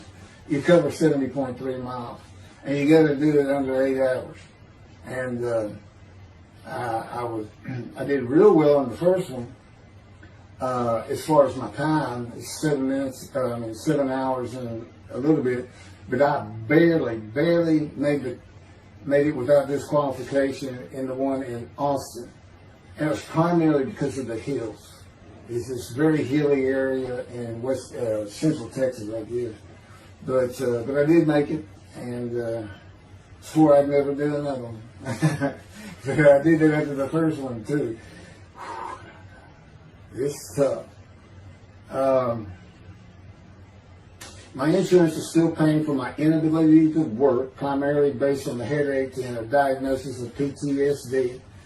So I was not working, and I got real serious and trained to swim the 1.2 miles in the ocean, and that would be in Galveston and in a lake in Austin, 56 miles on the bike, and a half marathon, 13.1 mile run. That's what I was able to do with a diagnosis in 2001 of lung cancer that could not even be treated, stage 4. And that's just about impossible. It would take a miracle of God for that to happen, because generally you're going to die within 1 year.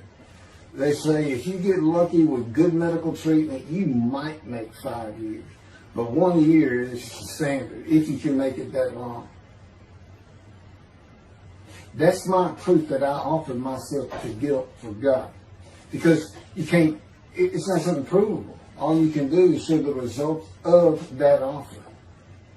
And again, guilt and emotion. I got way too many videos and everything to get too detailed on it. But that is the proof. You know, I got the colon cancer 20 years ago when the planes hit New York. And it was 2000. Oh, that was 2001, right. Too many things go through my mind when I start thinking about those cancer years.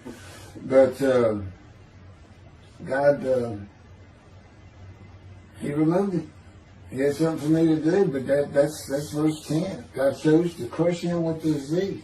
And as I've mentioned, the reason He chose that is to show that I was blemished, defective, could not possibly be an offer for sacrifice, because He knew what the Gentiles were going to do. They were going to put an unblemished lamb in there and call the Jewish people's Bible their own, and use the laws of Leviticus, not unlike Mr. Toby the singer and his 6 million blemished ram sacrifice by Hitler, the righteous servant of God. That's how that seems to read. He's welcome to respond any way he wants to do that. But it's on the video, it's in the book, it's in quotes by him.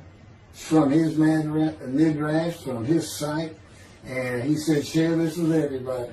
Everybody can take it. Just share how great my knowledge is. Well, it's lacking in some areas. There's no question he's an intelligent man. But his reasoning capabilities, in my opinion, at least as to Isaiah 53, are severely wanting. I am that man. And God's going to give the Christians hell with it and with me. Just like I just heard this for the first time on the video. When all of a sudden he had me say that Jesus announced he wasn't the man of Isaiah 53 on the cross.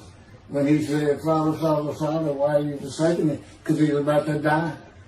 In Isaiah 53, who he thought he was, and he's not, he didn't fit the verses, but he thought he was supposed to be exposed to death, but given long life. So boldly he goes into the Roman Jerusalem and gets himself taken up. He's not worried. Delusional, yeah, maybe, but as far as I'm concerned, he's nothing but a story. He never existed. And the story starts with the Essenes of the Red Sea Scrolls and the teacher of righteousness. Real quick, I'll go over that. Here's the thing. Their founder is called the teacher of righteousness. Okay? They were great followers of Isaiah. They had the great scroll of Isaiah. They're prolific writers and copyists. They had their own gate at Jerusalem. The Essenes gate. Now, the New Testament never mentions them. You got Pharisees, Sadducees, Essenes, but they never mention an Essene. And Jesus, quite frankly, would have been one of them. Because they embody who he is. They didn't like riches, hated sinning. They didn't like material things. They removed themselves from Jerusalem, in the most part, to those caves by the Dead Sea for that very reason. But they did have a gate. They still had people who would be there. And you know what they would do at the gates? Tell stories. That's what you do. You tell stories. And it is a great story. Here's this guy. He's connected with God. Back then they believed men were gods. Caesar was a god. Over in Egypt you had the same thing going on. It's a common thought that men could be gods. And this story just springs up. And they didn't even question. They'd have gone and questioned it. I mean, they're sitting right front and center in Jerusalem. You think they didn't hear? This man walking on water, raising the dead, feeding 5,000 with 2 fish and 5 loaves, turning water to wine. That alone, Rome would have said, Caesar would have said, he does what? He turns water to wine. Bring him to me. Don't touch a hair on his head. You don't kill the man who turns water to wine. You send him out with your armies. Make your men happy. It's there's so many ridiculous aspects to it. Most particularly, God performed a human sacrifice for the sinning Gentiles. He's left the sinning Jews for the sinning Gentiles. But he gives them an out, these Gentiles, not his church. He gives them an out. I'm going to kill my son for you. So that you'll be forgiven of violating my commandments and laws. If anybody knows God, and the Jews do, and I know him like nobody's business, that's not him. That's not him. I mean, he told the Jews, I'm never going to leave you, but I will punish you. Now that's him. That's him. And he'll put you through hell just to make you a better person, a better people. And he has no plans of changing that. He's not going to change the minds and the thinking of billions of people to make them love the Jew. He's just not going to do it. And the practicality is he didn't create man for him to even be able to do that. Now, he could have created humanity where he could do that. He could change the mind of everybody at the same time. But I'll tell you on this, he's been working on my mind for 13 years. It is one brutal cop bundle. It's a very one-on-one affair. Now, he says, I could just kill everybody. I mean, that's easy enough. That's easy. I could just kill everyone, but He said, that's not, it's all about this. You got to know how to read the Bible.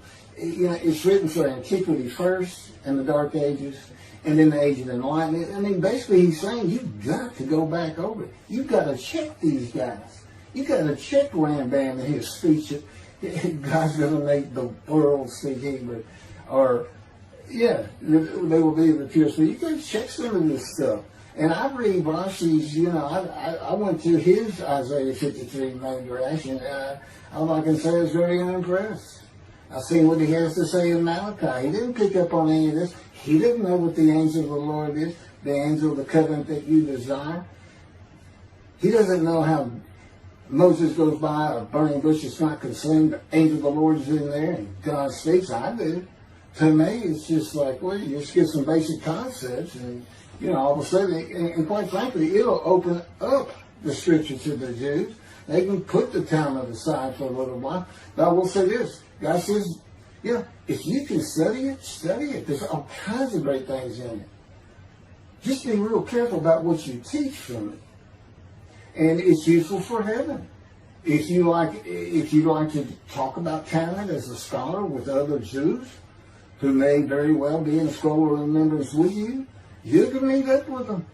You'll see them in the meeting places, have them over to your room. Y'all can watch the new earth being created and the new peoples of God chosen, and watch the evolution of the chosen people. And humanity, the same as this one. God says, why would I change it? Why would I change it? When I did it, it was perfect. And you can tell Mr. Singer that the evolution that he's talking about, where all of a sudden the world's going to love the Jews, been going on for over 3,000 years, and it hadn't even. And today, anti-Semitism's up, and David is here. It's not going to happen. Thank you very much. I will be doing. Was that 5 and 6? Yeah, that was 5 and 6. Now the book picks up at chapter 7. It's on a video when God first speaks to me, and it's very interesting. And we'll still be putting some videos out. But I've pretty much covered all the major material, everything from Isaiah 53, the day of the word, Lord. There's a few more things, and it's a better read than it is a video watch. But for those who like to read, but it's covered very well in these videos. And now that I put in the personal part in, which is to show how I fit Isaiah 53, and you see the difference in my life. Now that's a life of suffering. That's a life of pain. That's a life of familiar with disease. They said, gee, when he died on the cross, he was scourged. He was scourged, and this and that. Do you know how much he suffered in his life? I mean, he's not even in the conversation as a man of suffering. He's not in the conversation. Thousands and thousands and thousands of people died horrific deaths back then, and by crucifixion. It's not the only one. This is descriptive of a man and his life, so you can find him, identify him. And what did he do? He never suffered. He was never sick, ever, until the last day of his life. 30 years old, he's got one day under his belt of pain and suffering. To me, that's not, you're not even in the conversation. I mean, that's nothing. That's not even suffering. That's just, you had a bad death, sorry. You got whipped first. You got whipped. One gospel says that the scourging was an open-handed slap to the face. Now, the other three do say scourge. But then and then every movie you see, he's carrying that cross. He's all whooped up and bleeding, this and that. He carries the cross in one gospel only. In the other three, it's carried for him. And then he's on the cross, and what does he do? Father, Father, why have you forsaken me? And then the gospel says, one of them, and then he gave up the ghost. He gave up and died. I laid in the back of the ambulance for 8 hours, doing everything I could in my power to stay alive. Just gave up the ghost. There's another video where we make that a little bit more humorous. Anyway, thank you for listening, and I guess that's it. Thank you.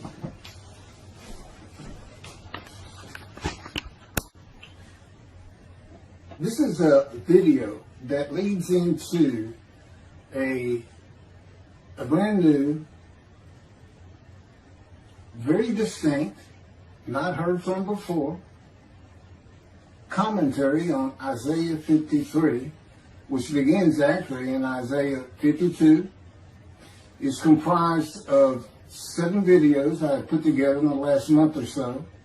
And I'm just putting them all together with a lead-in video explaining these things and why it's so new, novel, and has such a different view of the scripture from that which Judaism teaches regarding a Messianic era when David comes, the descendant of David. They often refer to him as King Moshiach. Moshiach means the anointed one. And you'll get the idea from the title of this video real quick. God speaks to an atheist. And it began like this. The doctors who gave me 1 month to live from lung cancer in 2002 that developed from my colon cancer metastasizing would have been surprised that I was still alive, to say the least. I had stopped thinking about the lung cancer years before. The white spots in the x-rays that filled my lungs, like the stars in the night, did not inhibit my breathing or slow me down in any way. At this point in time, I'm training for my first triathlon. And I didn't start small. I did a half Ironman.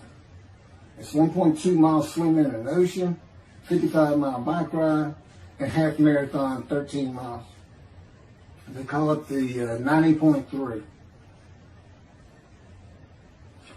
One Saturday in the fall of 2007, I was cooking lunch in my small kitchen, post-divorce, and at the stove, when God said, from just a little behind me, as though somebody was speaking to me right here,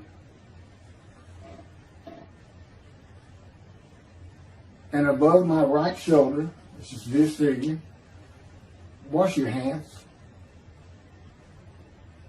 I turned around to the sink, washed my hands, and turned back to the stove. Now understand, I've been an atheist for 50 years. I mean, I completely denied the existence of God. And then from right here, a small, quiet voice, like an account they have with Elijah at the cave, said, wash your hands. And I simply turned around, washed my hands, and went back to the stove. I didn't say a word to him. I didn't even keep thinking about it. I just did it. That was it. It was as though he had always been there. Just as to Adam. That's what I liken it to. And he dictated this to me. This is from my book, the book of my life that God dictated to me. It's called The Righteous Servant of God of Isaiah 53. No, the life of God's righteous servant of Isaiah 53. And he put it together. And he did it because he actually came to me, as Jeremiah would say, in the womb, but in my first year of life. And like Ezekiel, lit and entered me. So that part of chapter 11 of Isaiah happened well over 62 years ago. That's when that happened. That's when Moshiach was here. For all these rabbis and commentators who have been saying, he's here, no, he's here. Well, he's been here, I've been here a long time, I just wasn't prepared and hadn't even heard his voice yet. But what he did, you know, with Jeremiah, he made sure he was a priestly, godly man and guided his life. With me, it was to make sure I fit every single verse of Isaiah 53 as only I can explain it, what it's for, what it all means, and live a life of suffering familiar with disease. God chose to crush him with disease that he would offer himself for guilt and receive long life to see his children. That's my proof that it happened. It told me 20 years ago, we can't treat this lung cancer. It's too advanced. You're going to die.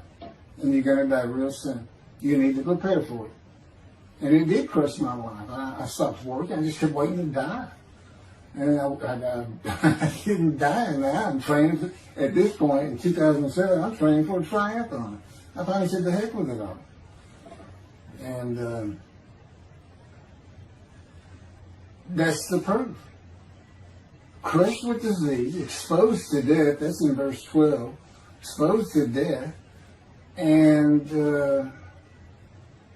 here I am, 20 years later, still going. Haven't seen a doctor since. Never received any treatment, which is unheard of with lung cancer. And had colon cancer before that, and had skin cancer. I'm a man familiar with disease, that God chose to crush the disease. And these 7 videos put together as one, obviously I wouldn't ask or want, and I couldn't do it, to listen to them all at one time. But I know you can mark your spots and everything. But it was spread out in 7 different videos, and I thought, well, the next video I'll do, I'll have a preamble to it and explain. This is not fooling around. Once you learn my version, which comes from God, of when Moshiach comes, the day of the Lord, which is left out of the Messianic era.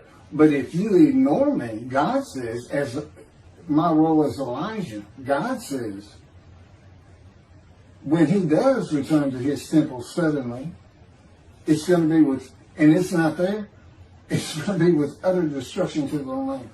Okay, all this is explained, so I'm not going to keep going in detail and carry on with God first speaking to me, but it was as what Adam would have felt like. This is natural. I mean, to him, you know, having somebody speaking to him from above him, from up here, from within him, it's perfectly natural. And he wouldn't be falling down in reverence and I'm not worthy and all that. It would just be, this person's always talking to me and telling me what to do. The fact that he doesn't see him wouldn't probably enter into his mind. This, you know, that's just the natural order of the world for Adam and me. Particularly today, 13 years later. Still in God's fire of refinement, preparing me. And now we have the books, they're unpublished. Jewish publisher, Christian publishers, I dare not even send it to them. Because how harsh I am on Jesus Christ. It said he was the man of Isaiah 53. And it's because of him I had to get crushed with cancer. That's what that's all about. God doesn't have to crush you to make you offer yourself for guilt. He just seized Ezekiel and put him through the fire of refinement, the anguish of it, and sent him off to be a prophet to the Assyrian, Babylonian exile, of which he was one, actually. Ezekiel, the book of Ezekiel is the key to Isaiah 53. That's my background. See, God, these videos, everything, the way where he put angel of his presence and Holy Spirit, that Judaism doesn't recognize. A host of the Lord's host. It's in the book of Joshua, one time. He did it so they wouldn't find it. He knew what this was going to be about. These were my proofs. This is what it's all about. He set it up for me to be this controversial. You just got to take the Messianic era of Judaism and toss it out the window. And you'll understand why, when God has me explain it to you, he controls everything I do, think, and say. Finishing preparing lunch and ready to watch a Texas A&M football game, I headed to the living room and God said, "Get a napkin." I turned back to the kitchen and got a paper towel. Sitting on the couch from about the same place. Sitting on the couch with the television on and my plate in my lap, God said, "Get your TV tray." I got up, set my TV tray in front of me, and placed my plate on it, began eating and watching the game. That night, I was in bed reading a book. From the doorway, God said, "Tomorrow we're going to Bed Bath & Beyond, the store, to buy a shower curtain, sheets, pillowcases, and shop in general for things that you need." I said, "Okay." and continue reading my book. That's God spoke to an atheist. That's how it started. We call it the early years now. We talk about it. It was so different from the way things are, and all the same in the same breath.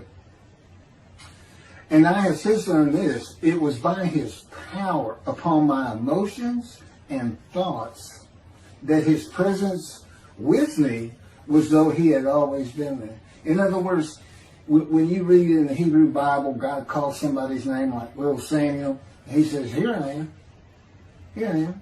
Now there's some accounts of people falling to the ground, but He can put a silent knowing to you. He can put knowledge within you, your mind, where you never hear a word from Him. In other words, put into your mind, the God of all creation is about to speak to you. And He doesn't have to say, stay calm. He controls emotions. He told me, Keith, I created emotion. And there's nothing I can't do with yours, and believe me, it's been proven to me. I'm not going to get into all that. And then this story goes on. It turns out he had been like Jeremiah from the womb when he passed by that. I've never been affiliated with any church or synagogue. I've never had any teaching from yeshiva or seminary. Throughout my life, I did not. Let's put it this way.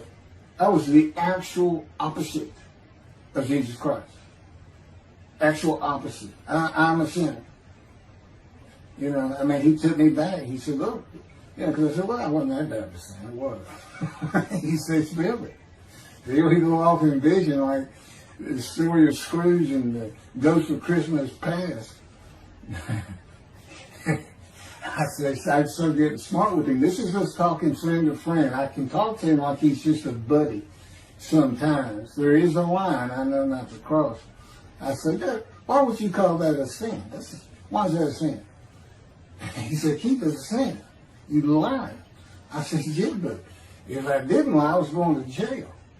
He said, but that don't make it good. I said, well, which comes first? Going to saving yourself? Or lying? And so what? I didn't believe in you anyway. I wasn't worried about going to hell either. It's just, I didn't think about those things. He tells me, man, I didn't let you. That's why I was with you from the get-go. He wanted me to be fresh. No preordained, settled in thoughts and beliefs on anything.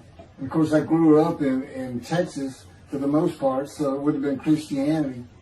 I didn't associate with anybody who was religious. I didn't even know what the term Jesus meant. I didn't even know that Jesus died for my sins, supposedly, in their theology. And I didn't know that there was a problem between Judaism and Christianity. Jews and Christians. I didn't know that. I had plenty of Jewish friends. You know, I was in the late 60s, 70s, my formative, going into my teen years, and, you know, we treated everybody as an equal. I never thought about it. Including the African Americans, who in my day, we just said blacks. I guess that doesn't go anymore. But had great friends of all kinds. My best friend, I didn't even know he was Jewish until I saw him on Facebook 40 years later. But anyway, let me jump ahead. Okay, this is how God communicates with mankind. This is what the prophets are all about. It's not just Ezekiel, a spirit lit and entered into me. At that moment, God was speaking. And then He says, at that moment, a spirit entered into me, and then I could hear God's words. So He's saying, and that means God is in the spirits. And it's just imagine the presence of God is His mind, and it is composed of elements of the unseen realm that we can't understand. And spirit He created, and the angel of the Spirit, the Holy Spirit, He created. But that's completely different elements. His presence is different from God's presence. But they're like big clouds. And they can float together and be as one cloud. Okay, that cloud is what descends upon you. They are within me and without me. If you, this audience, was in a room with me, they would envelop you all around you. You'd be in the presence of God. The difference with me in that room is that that cloud engulfs me, flows through me. It's within and without me, as though there's no break because of my physical structure. My little spirit is a little cloud that also drifted in. That's what it is. And it happened with all the prophets. If they spoke God's words, he was talking to them. He was telling them, write this down. Write this down. All these 20 books or so, of the books of the prophets. Ezekiel, write this down. You gotta set this up. Jeremiah, write this down. See, your time is coming. Well, that's the time in Malachi. It all comes together, and you'll find it in all these videos. So, and it doesn't just include Moses and the prophets. The man who wrestled with Jacob. Jacob says he wrestled with a man in divine beings. Well, you know, Judaism doesn't acknowledge the Holy Spirit as a person, which is beyond belief, because there's so many references that this is clearly a person, the angel of his presence. But it's just God going to a man saying, hey, wake up, I'm the God of this land. See this man over here asleep? His name's Jacob. He's got his head on a rock. Go jump on him, start wrestling. Don't worry about him. I'm gonna orchestrate the whole thing. You'll be fine. And the guy would have said, here I am, let's go. That's how he does. And Judaism says the man in divine beings is an angel. No, you know. That'd be like saying, I'm an angel. And you wouldn't want to say that. Well, you wouldn't want to say it to me before he came to me, because that made me mad. But I had a hell of a temper, just like Moses did, and like Ezekiel did. And God knows how to knock it out of you, to where you smile and laugh a lot. Because I never used to. No, well, you got to read the book, and you'll get it. You'll get it. I'm just, you know, just like a lot of people, I've been through too much, hurt too much, suffered too much to have any thought that there's anybody upstairs, you know, who cares about me. It's just don't even mention his name around me.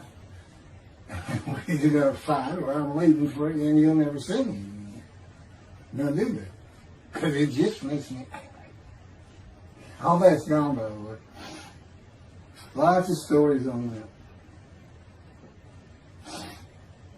Oh, and the Spirit speaks. He's got his own personality. He's angelic. He has a very childlike voice. And he's just nothing but a ball of humor. He didn't ask me to say he's the greatest comedian of all times of the universe. And he's just a joy to talk to him. And he has the smarts of God, as he tells me. But I have instant communication with him. I have instant communication with God. It's like there's three persons in my mind. This one cloud is three clouds. It's two spirits and the elements of God's mind. And slow process of 13 years, and it's 13 years of, and this is from Isaiah 53, punishment, wounding, chastisement, maltreatment, crushing, bruising, and I'm telling you, he's relentless. These are the stories, and I have a lot more once I get to Israel, and I have full confidence God's going to get it done. That's one thing I don't worry about. 13 years, a year and a half of trying to get books published, denied by everybody who even bothered to answer me, because it's just so different. And it can only go to Jewish publishers, and it's just like, well, this isn't the stuff we believe, and it sounds like he's saying it's him, and this and that. Well, I was. God said I made sure I didn't get them published. I wanted to do the videos first. You see, I'm not on the executive committee. I don't know what's going on 99% of the time. I don't know what I'm going to have for dinner. I no longer have self-will. I can't ask him for anything. There's all kinds of reasons for that, such as, you know, if one of my kids gets sick and he doesn't heal them up, you know, cancer or something, Am I going to be disappointed? Am I going to be hurt? The answer is no. He's trained me too well to even bother asking him. If he's going to do it, he's going to do it. I know he has the knowledge, and he's right here with me. So, it's a long, detailed process. I know things from his perspective. This is another reason the Messianic era is not going to happen. And it comes out in these films. But the Holy Spirit, the angel of his presence, we're friends. God says, I can't be friends with human beings. I said, well, we're friendly with each other. He said, yes, that's right. I said, I Googled this, and technically you are my friend. He said, well, I know, but I just don't acknowledge you. I said, why? He said, because I'm God. That's the way I am. I get to do whatever I want. Now, he's just messing with me. It's just like having a friend. Of course, it's a true statement. He can do whatever he wants. But he's pretty stately and regal. But, again, we live together. I've lived with him for 13 years now. And it's never going to end until I die. I wouldn't even know what to do. And he said, if I let you, you're going to fall down dead. You're not supposed to be alive. I keep you alive. So I took that cancer from you, but I just put it back in if you do something that makes me want to leave. I said, well, what am I going to do? No self-will. To an extent, no self-thought. And I told him, I'm not even a human being anymore. He said, well, what are you? I said, I don't know. I'm a man in divine beings, but I'm not a human. I don't have self-will. That's what distinguishes a human being from an animal. He said, but I'm being the human for you. I'm providing your self-will. So you do, in a way, have it. So you're still a human being. I said, well, I'm dead. He said, why are you dead? I said, because it's like my brain's not connected to my spirit anymore. It's like you're sending all the information in. And that's about heaven. I haven't lived the existence in heaven as to my thoughts, because in heaven you won't have a mind. The heaven for the Jewish people only, I might add. You won't have a mind. God's got to provide it for you. He's got to be you for you as a completely new and different creature. It's still you. It's a very amazing story on how that does. And I'm taught all these things and literally experience them, not only in the real, but in visions. I've had more visions than, you count every single vision in the Hebrew Bible and the New Testament. I've had easily double that. And I'm a walking visual. God's communication, and this actually shows up in the story of Moses. He won't let me tell right now. But he puts images in your mind. Instead of saying a sentence, you get something in your mind, a picture. Anyway, I call it visuals. And you can be wide awake for those. And I can be in vision wide awake. Okay, so we finished our shopping. You get shower curtains and everything. And God said, let's go to the bookstore and get you a Tanakh. To which I replied, well, what's a Tanakh? I didn't Hebrew Bible, okay. Well, I know the Holy Bible, the New Testament and Old Testament. And on we go. I'm starting to learn for the first time. At Barnes & Nobles, we looked at all the Hebrew Bibles and purchased the Jewish Publication Society's Tanakh, the Holy Scriptures, which is a translation that began in 1956. It was published in 85. Men who spent 30 years on the Leningrad Codex, the oldest Hebrew Bible in existence. They started from scratch.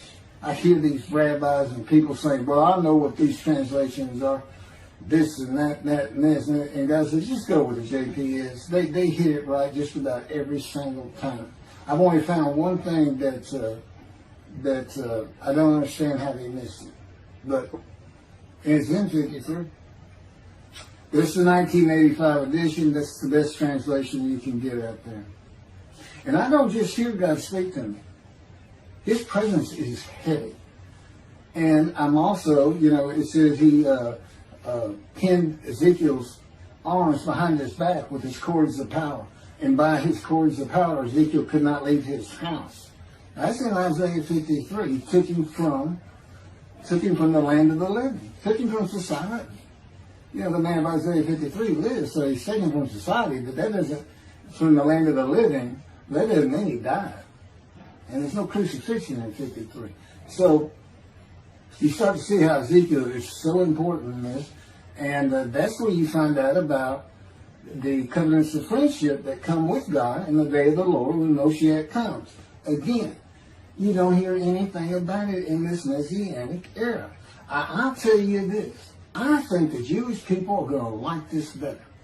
I think throwing out all that rubbish Judaism has been teaching from back in antiquity, that's where they're stuck, and see what's really going to happen with God coming back, a man in divine being, with the capabilities of Moses, Elijah, the descendant of David. All their attributes, okay, are in me. I can be each and every one of them, and I can be all four of them at one time. And God can speak through me. So, it's going to be fun, and he wants his temple rebuilt. That's the purpose of Isaiah 53. It says, a purpose which might prosper of God. But it doesn't tell us what the purpose is. Well, we find it in Malachi 3. I'm sending my messenger before me to clear the way for me, and I shall return to my temple suddenly. But the covenant that comes with David says, I'm going to place my sanctuary amongst you. He already knows it's not going to be there. And then we have Elijah in Malachi 3. Well, he's got a purpose that might prosper. And if it doesn't, God comes with utter destruction to the land. And again, you don't hear it with the Messianic era. Utter destruction to the land. There's 7 million Israeli Jews. How can you not read that and go, that sounds an awful lot like, I'm going to raise up armies against you. How can you just ignore that? Well, anyway, we're getting into serious stuff. And the purpose that might prosper, I never believed that. I think they just hooks the man of the righteous servant of God of 53. I think that puts him with, he's got the same purpose as Elijah. Elijah is supposed to bring the families back together through the laws and teachings God gave Moses, or being mindful of them. That's the new covenant. It's an amendment. It's an amendment that also has a new inclusion of sin forgiveness. Over the last 63 years, God's presence has resided in Texas, Louisiana, Florida, and Hawaii. And he is more than ready to return to his land, Israel. Because wherever I am is where his presence is, and those are all the different states I lived in over this time period. Wherever I go. As a matter of fact, if you see me in Israel down at the old city or down at Tel Aviv, you can turn to your friend and say, hey, I know where God is. I say, really? I thought he left. Some people say he died. I said, no, you see that guy over there? He's all around that guy. And some say inside too. That's what it's going to be like. God said, when we get to Israel, we're never leaving again. I said, I wanted to see Great Britain. He said, it's like, did you just ask for something? I was like, oh. Yeah, that's good. I hope I fry if I hit the border and cross over. I hope I just burn up, burst in combustible flame. But anyway, that's where he wants to be. And I'm sure he's going to get there. This purpose that might prosper, again, I think it just shows the purpose of the righteous servant and a purpose of Elijah. Because he knew I was going to be teaching. There's only, in the day of the Lord, as you would imagine, he wants to have all the prophecies fulfilled, be done with the prophecies. And there's only a handful, 4 men to come that we've never seen. The descendant of David, prophet like Moses, Elijah, and of course the righteous servant. We only have one description. Even the sages knew you got to have a description of the descendant of David. It's Isaiah 53. They called him in the Babylonian Talmud the leper scholar. You'll see me referencing it on just about every video. In other words, I'm saying, look, it's not Jesus, it's not the people Israel is taught today. it's this guy from the Talmud that just hadn't come yet. You just didn't know, didn't have a name that fit the description. Well, you do now. And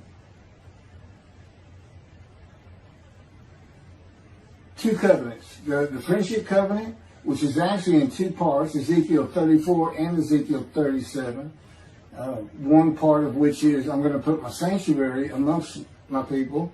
And the other part, interesting enough, has to do with the land blooming again, which is Jeremiah 31. See, a time is coming, the land will bloom again. See, a time is coming, the cities, after desolation of many years, 2,000 plus actually, will be restored, and Jerusalem rebuilt. And the Jews shall never be defeated again. Okay, now we just talked about utter destruction, likened to armies being raised. But here it is in this friendship covenant, in this, Jerusalem being rebuilt. If that's done, then you'll never be defeated again. So, you look at it and go, well, there's kind of a problem between those two. And what I think it means is he's going to get the temple built now that Jerusalem's been rebuilt and he's come. That this might prosper, because it kind of gets you. So what is the purpose of God might prosper? Who thought you could do everything? And he said, well, in large part, my people got to listen to you. They got, especially the rabbis, they never listen to my prophets. They're all full of themselves. And they know everything. Well, he starts getting angry. And see, that's not good for me. Because all of a sudden he wants to make me better, which means suffering. You got to keep them away from those movies. I'll tell the Spirit, say something funny. Get the funny guy around here. We talk friend to friend too. Well, anyway, I'm going to let you. There's a lot more, but this story is in my book. Hopefully, after spending time and understanding who I am, and this is here. It's happening. I don't care what the rabbis think or say. Look, I'm a prophet of God. I'm a man in divine things. If I say something contrary to what they think and say and believe, they're wrong. Automatically. It's a given. Because God is the one telling me all these things. It's His book. They're wrong automatically. And He is livid that I'm having this problem with Isaiah 53 being the people Israel. Well, it's in the videos, but you ought to see the arguments they really put back before that for Isaiah 53:10 and other verses. Rabbi Tovia Sandgraf is Judaism. He went Christian. The Christians went to the laws of Leviticus, animal sacrificial laws, and said Jesus is the unblemished lamb. That's why, and they're using, Leviticus, where you could offer a lamb and for unintentional sins, but nevertheless, they turned it into he was a human sacrifice, which he says himself. He says, God no longer wants bulls and goats for sin. He prepares my body for sacrifice. He's human sacrifice, and God made the sacrifice to Gentiles so they didn't have to obey His commandments and laws. From an atheist who comes in with no religious background, I read that and I look up face to face with God wherever He is at that moment. And I say, you got to be kidding me. People believe this? He said about 2 billion right now. So I'm not going to bother trying to tell you how many there's been in 2,000 years. God made a human sacrifice to me so I can go to heaven and I can go kill somebody if I want to. I can go rough, I can go beat my wife and my kids. I accept Jesus again. God was teaching me the New Testament, and this guy at one of these mega churches comes to me and says, if you do accept Jesus Christ, you're not just forgiven of all sins that you have committed. You're forgiven of every sin you're going to do in the future. I said, really? He said, yes, really. He said, Jesus knows you're going to do it, and He already forgave you. I said, what? Okay. So, if you're a Christian, you can just sin all the time, because Jesus knew you were going to do it. I hadn't actually heard that taught, but that's the effect. Okay. This year in Jerusalem. Enjoy the books. Don't try to listen to the videos. Don't try to watch them all at one time. But what I did is I put them together for you in the order they should be. And I just thought it'd be easier. And we're kind of coming to the end of our videotaping for a little while, it seems like. Again, I'm not on the executive committee with God and His Spirit. I never really know what we're going to do next. And the books are at keithmccarty.wordpress.com. You can find that on my YouTube channel.